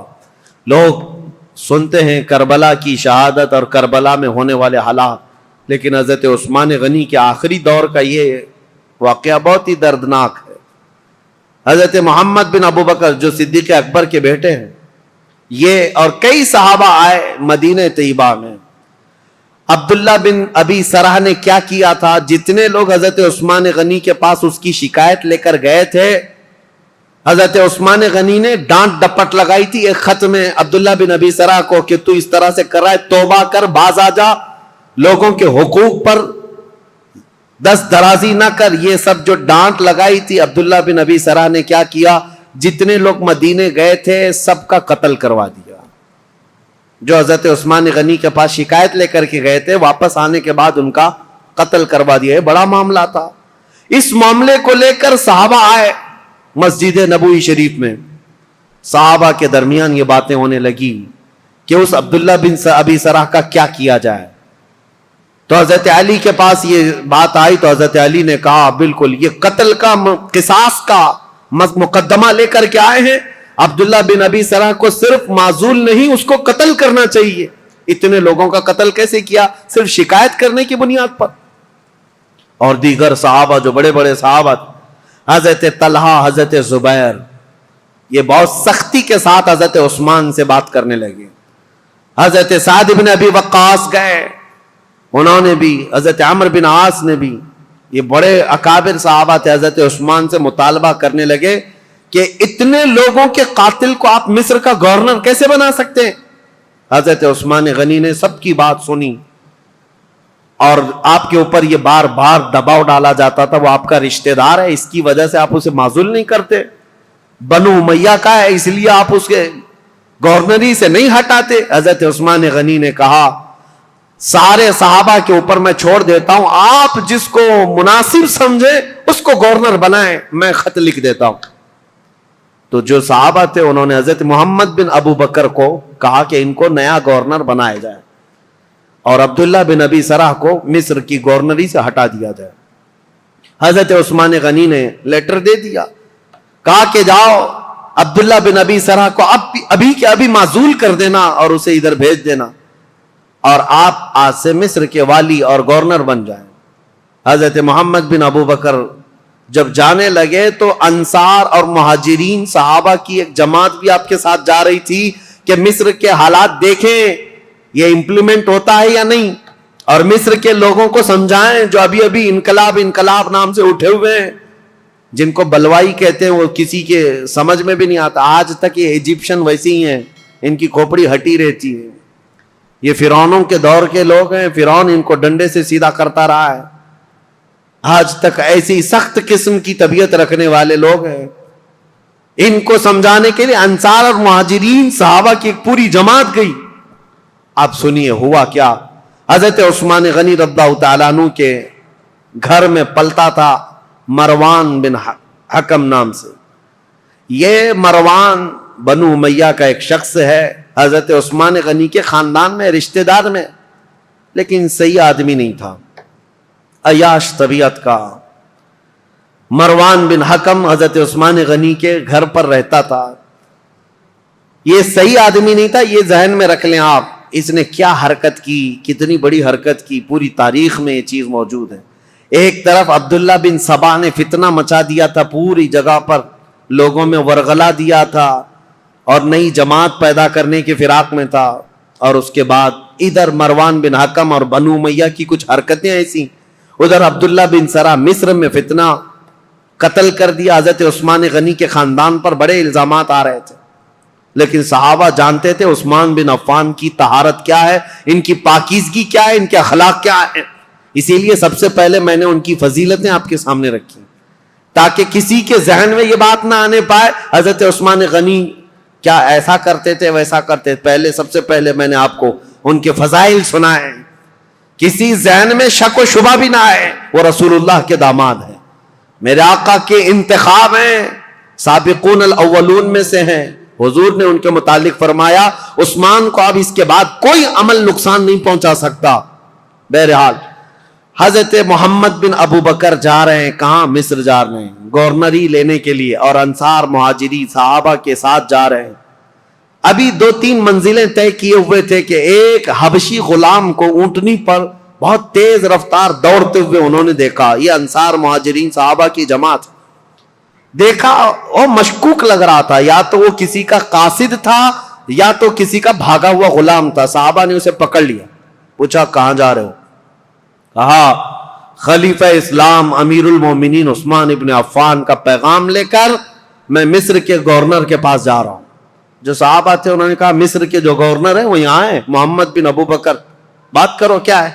کہا نہیں، ان کے متعلق نہیں ہے وہ پیغام، ان کے متعلق نہیں ہے، یہ گورنر نہیں ہے.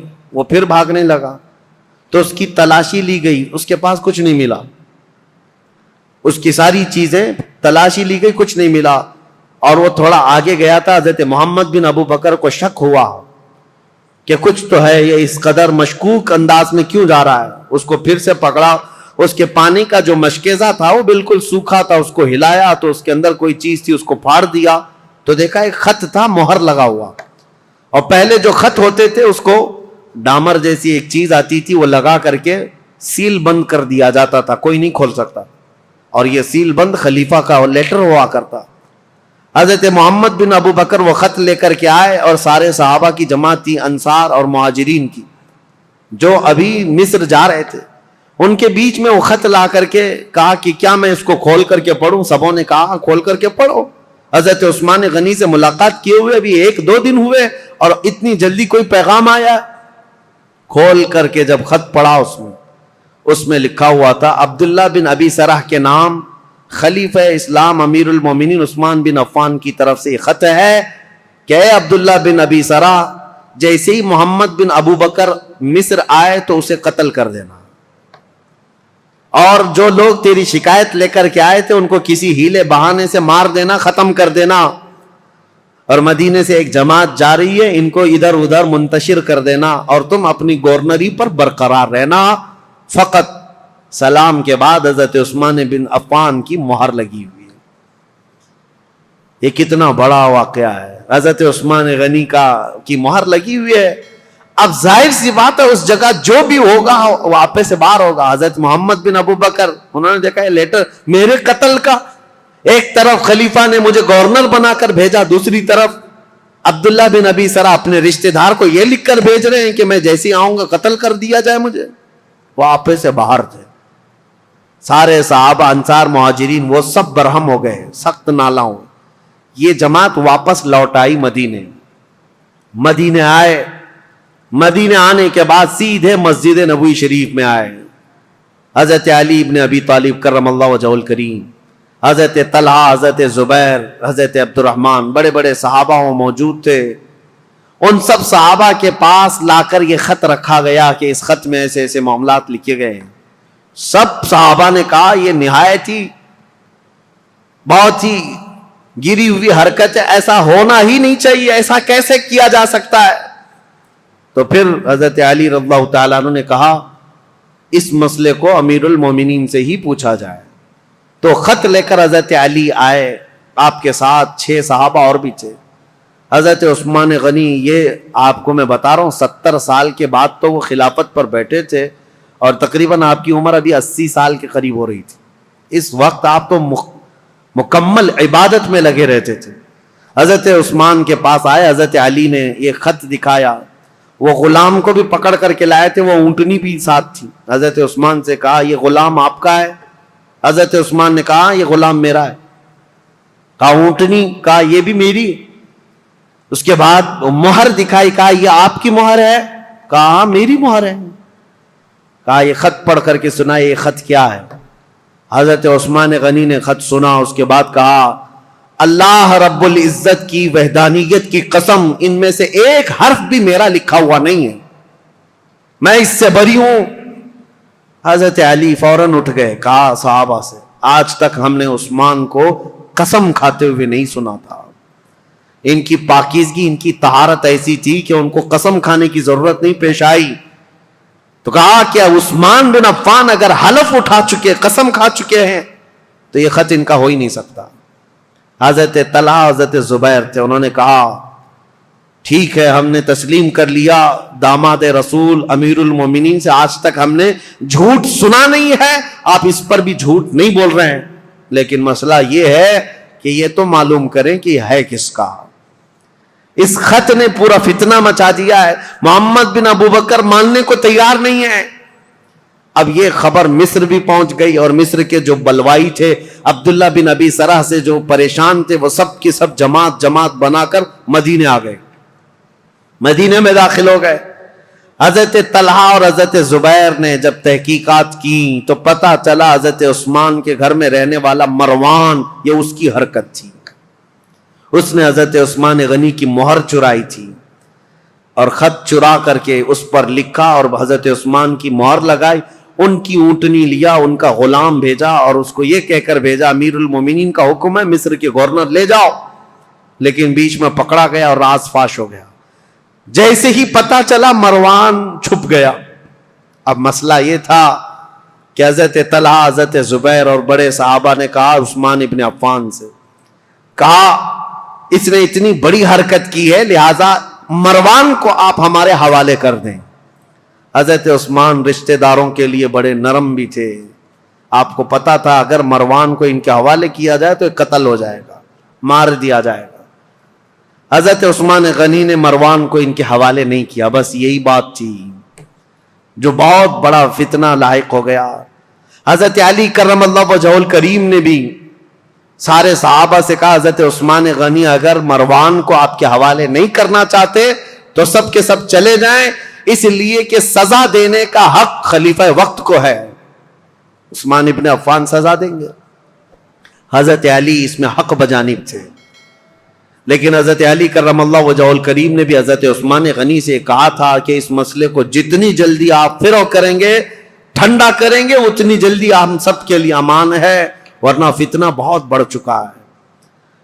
اب حضرت عثمان غنی رضی اللہ تعالیٰ عنہ سے جب صحابہ نکل گئے تو یہ مصر کے جتنے بلوائی تھے یہ سب کے سب حضرت عثمان غنی کے گھر کے اطراف محاصرہ کر لیے۔ اور حضرت عثمان غنی کے گھر کے اطراف کیوں کھڑے تھے صحابہ پوچھتے تو یہ کہتے مروان ان کے گھر میں چھپا ہوا ہے، جب بھی نکلے گا ہم اسے ماریں گے، ہم خلیفہ وقت کے خلاف نہیں ہیں، مروان کو ہمارے حوالے کرے۔ حالانکہ مروان کب کے ان کے گھر سے بھاگ کر ملک شام جا چکا تھا، حضرت عثمان کے گھر میں تھا بھی نہیں، لیکن یہ بلوائی اسی انتظار میں کہ مروان گھر کے اندر ہے محاصرہ کر کے رکھا۔ کتنے دن؟ 40 دن تک چلا تھا یہ محاصرہ، اور حضرت عثمان غنی پر ایک دانہ پانی بھی اندر جانے نہیں دیتے تھے۔ سیدہ ام المومنین حضرت حفصہ حضور کی زوجہ ہے، وہ پانی کا مشکیزہ لے کر حضرت عثمان غنی کے پاس جا رہی تھیں پانی پلانے کے لیے۔ ان کے خچر پر جو مشکیزہ رکھا تھا ان بلوائیوں نے تیر مار مار کر کے مشکیزہ پھوڑ دیا اور پورا پانی بہا دیا۔ ام المومنین کو تک حضرت عثمان کے گھر جانے نہیں دیا، حضرت عائشہ صدیقہ کو تک جانے نہیں دیا۔ یہ نئے آئے ہوئے لوگ تھے اسلام میں سب، یہ بلوائی۔ ایک دن حضرت عثمان غنی چھت پر کھڑے ہوئے اور پوچھا لوگوں سے، کیا ہے لوگوں، کیا تم میں علی بن ابی طالب ہیں؟ لوگوں نے کہا نہیں ہے۔ کہا تم میں سعد بن ابی وقاص ہے؟ لوگوں نے کہا نہیں ہے۔ کہا طلحہ یا زبیر ہیں؟ کہا نہیں ہے۔ حضرت عثمان نے چھت سے پکار کر کہا کیا میری بات علی بن ابی طالب تک کوئی پہنچا سکتا ہے؟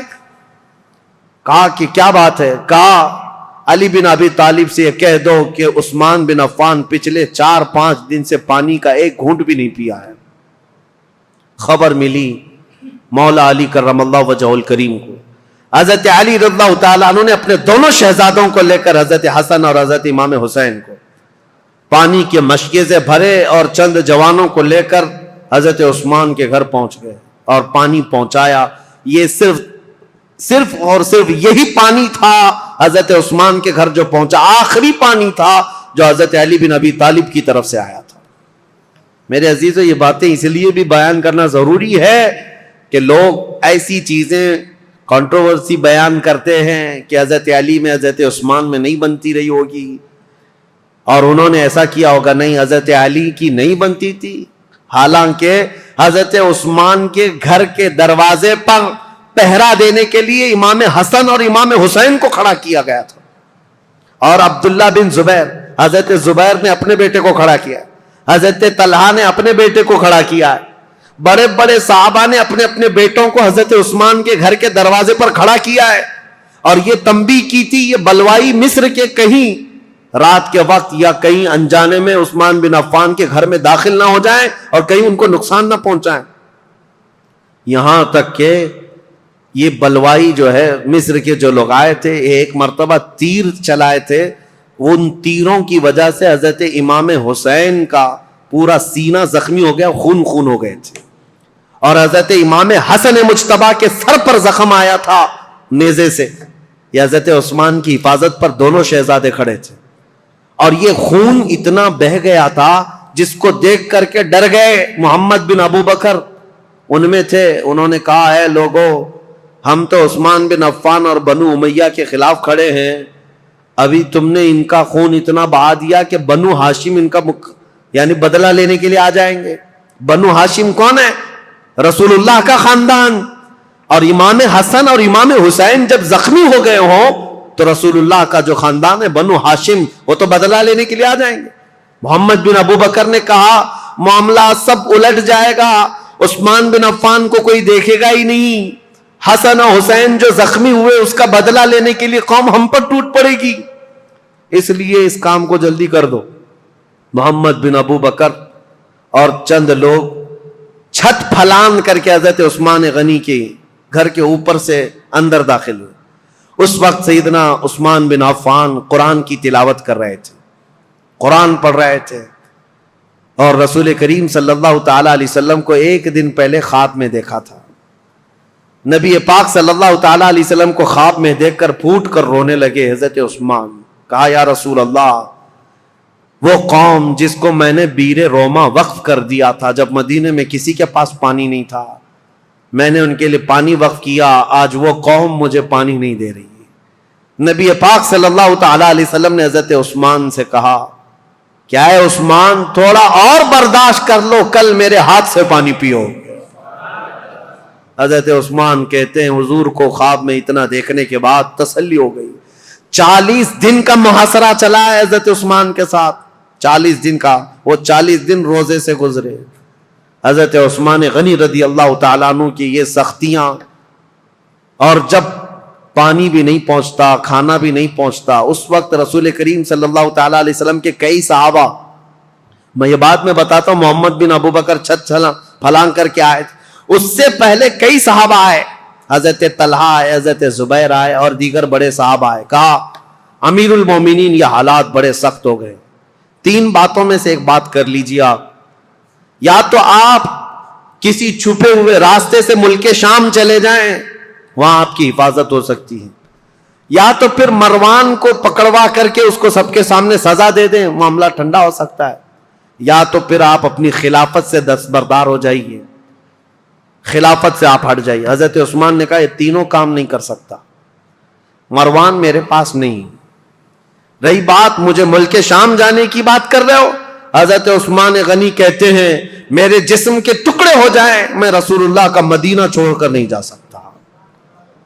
میں رسول اللہ کا پڑوسی ہونے کے لیے اپنا وطن مکہ چھوڑ کر یہاں آیا، اپنی جان بچانے کے لیے میرے نبی کا شہر چھوڑ کر نہیں جا سکتا. اور رہی بات تیسری، خلافت چھوڑ دیجئے، سنو اس بات کا مجھے شوق نہیں ہے، لیکن میرے آقا صلی اللہ تعالیٰ علیہ وسلم کی حدیث ہے، رسول اللہ نے فرمایا تھا عثمان بن عفان کو ایک جبہ دیا تھا، اور اس کے بعد کہا اے عثمان، اللہ تمہیں ایک جبہ پہنائے گا اور میری امت اس کو اتارنے کی کوشش کرے گی، لیکن تم موت تک اس جبے کو اتارنا مت. حضرت عثمان نے کہا اس جبے سے مراد رسول اللہ نے جو فرمایا تھا وہ خلافت کا جبہ تھا جو اللہ نے مجھے پہنایا، اور میں نے اپنی زندگی میں رسول صادق صلی اللہ علیہ وسلم کی بات سچ ہوتے دیکھا. قوم مجھ سے وہ جبہ اتارنے کی کوشش کر رہی ہے اور میں ابھی تک برقرار ہوں تو صرف رسول اللہ کے فرمان کی وجہ سے. میرے آقا نے فرمایا ہے. تو صحابہ نے جب یہ 3 باتیں رکھی، حضرت عثمان نے تینوں کا جواب دیا تو سب صحابہ چلے گئے. اب وہ 40واں دن تھا جب حضرت عثمان قرآن کی تلاوت کر رہے تھے. حضرت حسن، حضرت امام حسین، حضرت عبداللہ بن زبیر، حضرت طلحہ کے بیٹے، یہ سب دروازوں پر کھڑے تھے، لیکن چھت سے یہ لوگ داخل ہو گئے. جیسے ہی آئے، محمد بن ابو بکر کون ہے؟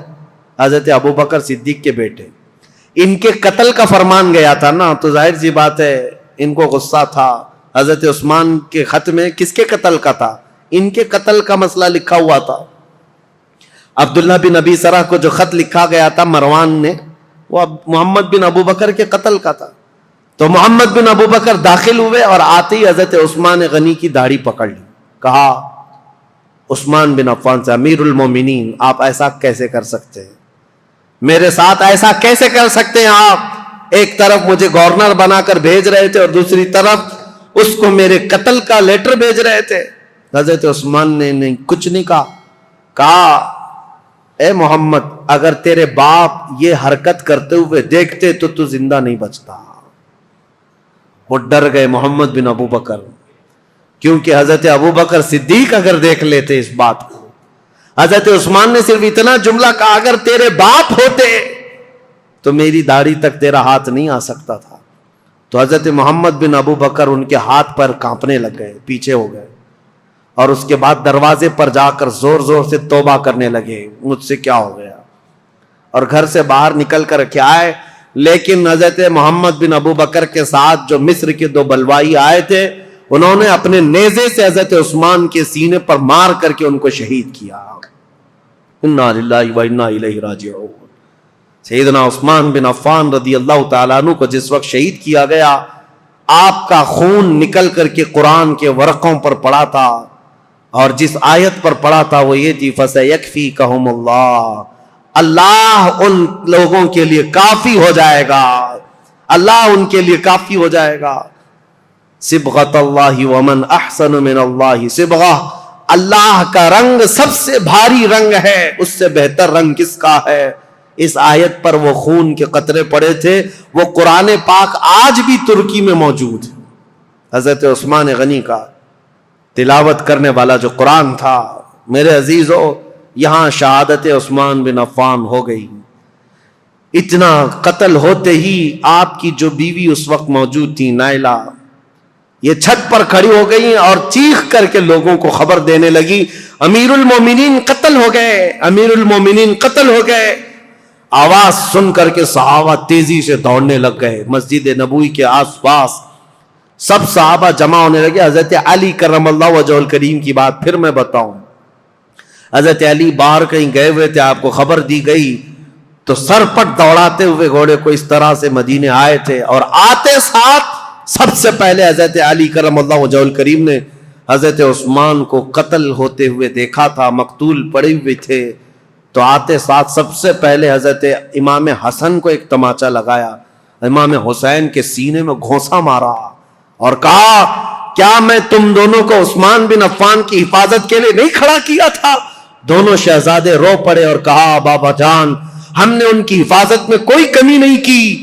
یہ بلوائیوں نے چھت کو پھاڑ کر کے حضرت عثمان کے گھر میں داخلہ لیا ہے اور ہمیں اس بات کی خبر نہیں تھی. اگر انہیں ہمارے درمیان سے جانا ہوتا تو ہم کسی کو زندہ نہ چھوڑتے. حضرت علی کرم اللہ وجہہ الکریم سے دوسرے صحابہ نے کہا، آپ اپنے شہزادوں کا مواخذہ نہ کریں، اس لیے کہ یہ سارے اپنی حفاظت کے کام مکمل کما حق ادا کرتے رہے. اس کے بعد حضرت محمد بن ابو بکر کو طلب کیا حضرت علی نے. حضرت علی جلال میں تھے، پوچھا محمد بن ابو بکر کہاں ہے؟ بلایا اور ان کو پکڑ کر کے لائے اور کہا، کیسے تم داخل ہوئے؟ کہا، یہ میری غلطی تھی، چھت کے اوپر سے میں داخل ہوا. کہا، تم قاتل ہو عثمان بن عفان کے؟ کہا، اللہ کی قسم میں عثمان بن عفان کا قاتل نہیں ہوں، میں بالکل انہیں قتل نہیں کیا. جیسے ہی میرے ہاتھ ان کی داڑھی تک گیا، انہوں نے میرے باپ کا نام یاد کیا اور مجھے غیرت ایسی آئی کہ میں کھڑا نہ ہو سکا اور ان کے دروازے پر کھڑے ہو کر کے میں نے سچی توبہ کی ہے. حضرت علی کرم اللہ وجہہ الکریم نے ان کی باتیں سنی، اتنے پر کافی نہیں، ان کا ہاتھ پکڑ کر گھر میں لے گئے اور امیر المومنین عثمان بن عفان کی جو اہلیہ تھی ان کو طلب کیا. جو زوجہ تھی وہ گھر میں اندر تھی، بلایا اور کہا، کیا عثمان بن عفان کے قاتل یہ ہیں؟ ان کی زوجہ نے کہا، نہیں، یہ گھر میں اندر آتے ہوئے تو ان کو میں نے دیکھا ہے اور انہوں نے قتل نہیں کیا. یہ جتنی باتیں کہہ رہے ہیں وہ سچ ہے. انہوں نے داڑھی بھی پکڑی تھی، میرے شوہر نے ان سے کہا بھی تھا ابو بکر ہوتے تو یہ نہیں ہوتا، تو یہ چھوڑ کر چلے گئے تھے. یہاں تک کہ حالات کی میں شاہد ہوں کہ یہ چھوڑ کر گھر سے نکل گئے تھے، لیکن ان کے ساتھ 2 لوگ آئے تھے مصر کے رہنے والے لوگ، میں انہیں جانتی نہیں، انہیں پہچانتی نہیں، ان دونوں نے قتل کیا ہوگا. ان کے علاوہ کوئی وہاں عینی گواہ نہیں تھا، عینی شاہد نہیں تھا، آئی وٹنس نہیں تھا حضرت عثمان غنی کو قتل ہوتے ہوئے دیکھا ہو کسی نے. حضرت علی کرم اللہ وجہہ الکریم باہر آئے. یہ اسلام میں پیدا ہونے والا سب سے پہلا فتنہ تھا. حضرت سعد بن ابی وقاص نے کہا، اسلام کا دروازہ فتنوں کے لیے کھول دیا گیا ہے. عثمان بن عفان کے قتل کے ساتھ اب یہ دروازہ قیامت تک نہیں بند ہو سکتا. فتنوں کا دور جو شروع ہوا ان کے قتل کے ساتھ آج تک چل رہا ہے. اور میں نے عبداللہ بن سبا کا جو نام لیا تھا وہ اس لیے کہ اس نے مولا علی کرم اللہ وجہہ الکریم کی حمایت میں ایک جماعت پیدا کی اور لوگوں کو اکسایا، ورغلایا اور ایک ایسی جماعت پیدا کی جن کو رافضی کہتے ہیں، غلو کرتے ہیں. وہ صحابہ کو گالیاں دینے لگے، عثمان بن عفان کو گالیاں دینے لگے اور حضرت علی، حضرت حسنین کریمین کی شان میں غلو کرنے لگ گئے اور گڑ گڑ کر کے نئی نئی حدیثیں بنانے لگ گئے. یہ فرقہ جو پیدا ہوا اسلام میں، یہ عبداللہ بن سبا کا ڈالا ہوا بیج تھا. اور آج بھی اہل تشیع جو شیعہ حضرات وہ عبداللہ بن سبا کو برا بلا نہیں کہتے، بلکہ اس کا تو بہت بڑا مزار بنایا ہوا، وہ فتین شخص کا بہت بڑا مزار بنایا اور اس کا احترام کرتے ہیں، اس کو برا بلا کہنے بھی نہیں دیتے. لیکن تاریخ کی سچائیاں یہ ہیں، اسلام میں سب سے پہلے یہ فتنہ لانے والا، مسلمانوں کو بھڑکانے والا، خلیفہ وقت کے خلاف اکسانے والا عبداللہ بن سبا تھا. اور اس کے فتنے کا اثر یہاں تک پہنچا کہ حضرت عثمان بن عفان کا قتل ہو گیا، حضرت عثمان شہید ہو گئے۔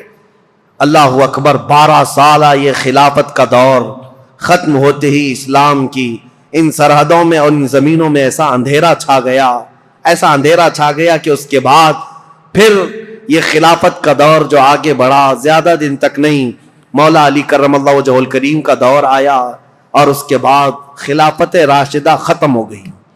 میرے آقا صلی اللہ تعالیٰ علیہ وسلم کی حدیث ہے، الخلافت بعدی 30 ثم الملوک، میرے بعد 30 سال خلافت چلے گی، اس کے بعد بادشاہ آئیں گے۔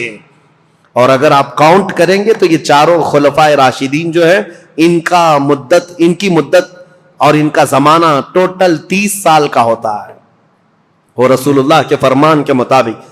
لیکن ان چاروں خلفاء میں سب سے لمبا زمانہ اگر کسی کو ملا ہے تو عثمان بن عفان کو ملا ہے۔ حضرت عثمان غنی رضی اللہ تعالیٰ عنہ کی عمر مبارک ان کے انتقال کے وقت بعض روایتوں میں 82 ہے، بعض میں 80 ہے، بعض میں 79 ہے، بہرحال، اور ایک روایت تو 90 سال کی ملتی ہے کہ آپ کے انتقال کے وقت آپ کی عمر 90 سال کے قریب تھی۔ لمبی عمر بھی پائی اور خلافت کا دور بھی لمبا چلا۔ رسول پاک صلی اللہ تعالیٰ علیہ وسلم نے ان کو اپنی ایک انگوٹھی دی تھی اور کہا تھا کہ اس کو سنبھالے رکھنا، اور اس انگوٹھی کی آپ بہت حفاظت کرتے تھے، اور حضور نے فرمایا تھا جس دن تم سے یہ انگوٹھی ضائع ہو جائے گی فتنوں کا دروازہ ایسے کھلے گا کہ قیامت تک کوئی اس کو بند نہیں کر سکے گا۔ حضرت عثمان غنی کی خلافت کے 6 سال ہوئے تھے۔ مسجد قباء جہاں ہے آج، وہاں ایک کنواں تھا، حضور صلی اللہ علیہ وسلم اکثر وہاں جب تشریف لے جایا کرتے اپنے پیر اس کنویں میں چھوڑ کر بیٹھتے تھے عصر کے بعد، اور صدیق اکبر حضرت عمر کے زمانے میں بھی یہ سنت چلی آ رہی تھی۔ حضرت عثمان کو بھی یہ پسند تھا حضور کی اداؤں کا، جب آپ کا دور تھا وہ بھی اس کنویں کے پاس جاتے تھے اور اس میں پیر لٹکائے بیٹھتے تھے۔ ایک بار اس کنویں کے پاس بیٹھے تھے، ہاتھ میں کچھ حرکت کیا، انگوٹھی نکل کر کے اس کنویں میں گر گئی۔ آپ کی خلافت کے 6 سال ہوئے تھے، اسی وقت یہ واقعہ پیش آیا۔ اس انگوٹھی کو تلاش کرنے کے لیے پورے کنویں کا پانی خالی کروا دیا، ریت بھی چھنوا دیا، لیکن اس انگوٹھی کو نہ ملنا تھا، نہ ملی۔ حضرت عثمان نے کہا یہ میرے آقا صلی اللہ علیہ وسلم کی بشارت تھی۔ اس کے بعد جو فتنے اٹھے، ایسے اٹھے تھے کہ ایک جہجہ غفاری نام کا شخص، حضرت عثمان غنی منبر پر کھڑے تھے، مسجد نبوی کے خطبہ دے رہے تھے، اور ان کا عصا تھا ہاتھ میں۔ وہ جہجہ غفاری بیچ خطبے کے دوران کھڑا ہوا، حضرت عثمان غنی کو برا بھلا کہتے ہوئے ان کے ہاتھ سے لکڑی چھین لیا اور گھٹنے پر رکھ کر کے ان کے عصا کو توڑ دیا تھا۔ سامنے اس طرح کی حرکت کرنے کی کسی کی مجال نہیں تھی، لیکن حضرت عثمان غنی کی نرم مزاجی کا لوگوں نے فائدہ اٹھایا۔ حضرت عثمان غنی نے کچھ نہیں کہا، منبر سے اتر آئے، کہا اللہ میرے معاملے کے لیے کافی ہے۔ صحابہ کہتے ہیں وہ جہجہ غفاری لکڑی توڑ کر کے باہر نکلا نہیں تھا کہ اس کے گھٹنے میں سڑن پیدا ہوئی، ایسی سڑن پیدا ہوئی کہ اس کے گھٹنے میں کیڑے پڑ گئے تھے، ہمیشہ پیپ بہتا تھا، اور اسی گھٹنے کے اس سڑن کی بیماری میں ہی اس کی موت ہو گئی۔ اور پھر یہ بھی روایت موجود ہے جتنے بلوائی آئے تھے حضرت عثمان غنی کے قتل کے لیے، وہ سب کے سب وہاں سے قتل کر کے جانے کے بعد جب یہ معاملہ ختم ہوا، حضرت عثمان غنی کی تدفین ہو گئی، جا رہے تھے، جاتے ہی راستے میں اکثر کے دماغ پورے پاگل ہو گئے، دیوانے ہو گئے، اور اسی پاگل پن میں وہ اپنے سروں کو ٹکراتے ہوئے مر گئے۔ ان میں سے ایک شخص بھی بچا نہیں جو مصر پہنچا ہو۔ حضرت عثمان غنی رضی اللہ تعالیٰ عنہ کی کرامات بھی بہت ساری ہیں، بہت ساری ہیں۔ سیدنا عثمان بن عفان رضی اللہ تعالیٰ عنہ یقیناً محبوب خدا تھے، محبوب مصطفیٰ تھے، ان کے بارے میں کوئی بھی کلام نہ کرنے پائے۔ عزیزان گرامی، آج کے دور کی بات میں آپ کے سامنے رکھ کر گفتگو کو سمیٹتا ہوں۔ بہت سارے آج ایسے کھٹمل آئے ہوئے ہیں جو سیدنا عثمان بن عفان کی طرف انگلی اٹھاتے ہیں، اور ان کی شہادت کے متعلق میں ایک روایت بتا دوں، ابن عساکر کی روایت ہے اور مسند ابی یعلا کی روایت ہے۔ حضرت عبداللہ بن عباس نے فرمایا جس کو حضرت عثمان بن عفان کے قتل کی خوشی ہے یا ان کی موت کی خوشی ہے، حضرت عثمان بن عفان کے متعلق بہت بڑی روایت میں پیش کر رہا ہوں۔ عبداللہ بن عباس فرماتے کہ یہ جو مصر کے لوگ جو قتل کرنے آئے تھے یہ اگر زندہ رہتے تو حضرت عبداللہ بن عباس دونوں باتیں کیا کہتے ہیں؟ پہلے یہ بات سن لو، کہتے ہیں اسلام میں سب سے پہلا فتنہ حضرت عثمان کا قتل ہے اور سب سے آخری فتنہ دجال کا ظاہر ہونا ہے. دونوں فتنوں کو آپ نے برابر کہا ہے تو کتنا بڑا ہوگا ہے عبداللہ بن عباس. اور کہتے ہیں جتنے قتل کرنے کے لیے آئے تھے یہ سب کے سب وہ لوگ ہیں جو آخری فتنہ جو اسلام میں آنے والا ہے دجال کا یا اس دجال کے پیروکار لوگ ہیں. اور فرمایا کہ اگر کوئی ایسا شخص، عبداللہ بن عباس کی روایت صحیح احادیث میں موجود ہے، ابن عساکر کی روایت میں کہہ رہا ہوں، مسند ابی یعلا کی روایت، فرماتے ہیں کہ جس کو عثمان بن عفان کے قتل کی خوشی ہوئی یا ان کی موت کو سن کر کے خوش ہوا، اگر وہ زندہ رہے گا تو دجال کی فوج میں شامل ہوگا، اور اگر مر جائے گا تب بھی وہ قبر میں دجال کے پیروکاروں میں اٹھایا جائے گا. اتنی بڑی وعید ہے. ظالموں جو سوشل میڈیا پر آج بکتے رہتے ہیں، پھیلاتے رہتے ہیں، گند پھیلاتے ہیں عثمان بن عفان کے متعلق، اور جانتے ہو انہوں نے ایک نئی چیز بدعت شروع کر رکھی ہے. حضرت عثمان غنی کی شہادت کے دن خوشیاں مناتے ہیں، ایک دوسرے کو مبارکبادیاں دیتے ہیں، اور پھر پوچھنے پر یہ کہتے ہیں نہیں ہم ان کی موت کی خوشی نہیں منا رہے، اس دن مولا علی کرم اللہ وجہہ الکریم خلیفہ بنے تھے اس کی خوشی منا رہے ہیں.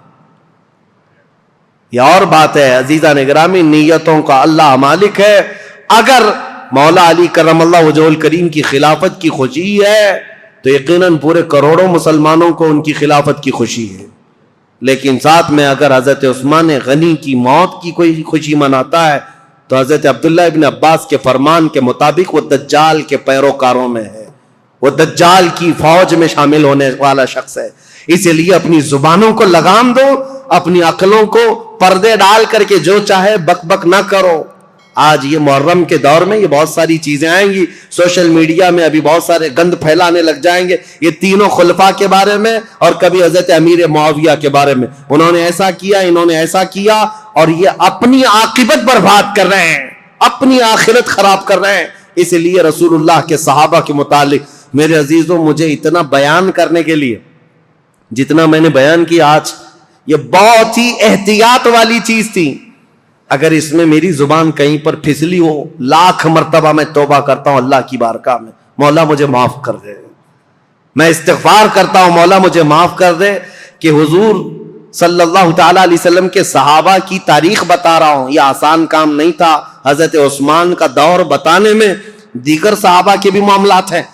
حضرت ابو ذر غفاری کو انہوں نے معزول کیا، حضرت عمرو بن عاص کو معزول کیا، عبداللہ ابن مسعود کو معزول کیا. بڑے بڑے صحابہ ہیں، ایک طرف عثمان بن عفان ہے، ایک طرف مولا علی کرم اللہ وجہہ الکریم ہے. یہ سب صحابہ، حضرت طلحہ اور زبیر نے حضرت عثمان کے ساتھ جا کر سختی سے کیسے پوچھا تھا کہ خط کس کا ہے، یہ سارے معاملات. لیکن اے سنیو، اس مجمع میں، اس پوری تقریر میں میں نے تو بھرپور یہ کوشش کی ہے کسی بھی صحابی کے مقام میں ذرا بھی فرق آنے نہ پائے. کیا آپ کو یہ محسوس ہوتا ہے کہ میں نے کسی کو ٹرول کیا ہے، کسی صحابی کے درجے کو گھٹا کر؟ جہاں جس کے مقامات ہیں ہم نے تعظیماً عرض کرنے کی کوشش کی. اس کے باوجود بھی اگر زبان کہیں پھسلی ہے میں لاکھ مرتبہ توبہ کرتا ہوں مولا کی بارگاہ میں. کسی بھی صحابی رسول کے متعلق مولا ہماری زبان کھلنے سے پہلے ہمیں موت عطا فرما. ہم صحابی رسول کے متعلق وہی عقیدہ رکھتے ہیں جو امت کے کبار علماء، تابعین اور تمام اولیاء کاملین کا عقیدہ رہا ہے. صحابہ اکرام کے متعلق جو عقیدہ میرے غوث کا تھا، سیدنا عبد القادر جیلانی کا، ہم وہ عقیدہ رکھتے ہیں. انہوں نے یہ فرمایا تھا صحابی کے درجے کی بات کرتے ہو، وہ صحابہ رسول اللہ کے جو جہاد میں گھوڑوں پر بیٹھ کر جاتے تھے، ان گھوڑوں کے ٹاپ کے نیچے سے جو دھول اڑتی تھی، غوث کا مقام وہاں تک بھی نہیں پہنچ سکتا. ہم ان صحابہ کے متعلق اس طرح ادب کی بات کرتے ہیں. لہذا سیدنا عثمان بن عفان کی بات آئے، کسی کی بھی بات ہے، ادب کا پہلو ہمیشہ ملحوظ رکھو. اس لیے کہ کچھ تحقیق کرنے والے بھی اب کیڑے آئے ہوئے ہیں، ریسرچ اسکالر نئے، اور وہ اپنے آپ کو یہ کہتے ہیں ہم انجینئرنگ کرتے ہیں، ڈاکٹرائن کرتے ہیں، اور ان کو ایسا لگتا ہے کہ یہ فیصل بن کر کے بیٹھے ہوئے ہیں. کاش یہ حضرت عمر کے زمانے میں ہوتے تو ایک ہی کوڑے میں مر جاتے. صحابہ کرام کے بارے میں فیصلہ لینے کی تمہاری اوقات کیا ہے؟ تمہارا علم کتنا ہے؟ ارے تمہارا کوئی ڈھنگ کا استاد نہیں، گوگل سے پڑھے ہوئے لوگ، ان کا سارا کل ملا کر کے گوگل استاد ہے. اور سب دنیا جانتی ہے گوگل میپ کہاں کہاں لے جا کے چھوڑتا ہے، ویسے ان کو بھی گوگل چھوڑ دیتا ہے. اکثر جگہ گاڑی ایسی جگہ پھنستی ہے جہاں پیچھے بھی نہیں آ سکتے، آگے بھی نہیں آ سکتے. میں نے دیکھا ہے میرے عزیزو، اسی لیے سینہ بسینہ جو علم چلا ہے اس علم میں برکت ہے. آج نوجوانوں کی ایک بڑی تعداد انجینئروں کو، ڈاکٹروں کو، جو نئے نئے دین میں نئے نئے شوشے چھوڑ رہے ہیں، ان کو فالو کرتی ہے اور کہتی ہے یہ تحقیقی بات کر رہے ہیں، فلی ریفرنس کے ساتھ بات کر رہے ہیں. ابھی آپ سرچ کریں، میرے ساتھ ایک معاملہ پیش آیا تھا. ایک صاحب آئے، بحث کرنے کے لیے آئے تھے. میں کمرے میں بیٹھا ہوا تھا، میرے سامنے بڑی کتابیں بھی رکھی ہوئی تھی. وہ آئے، کہا کہ کچھ میں آپ سے سوالات کرتا ہوں.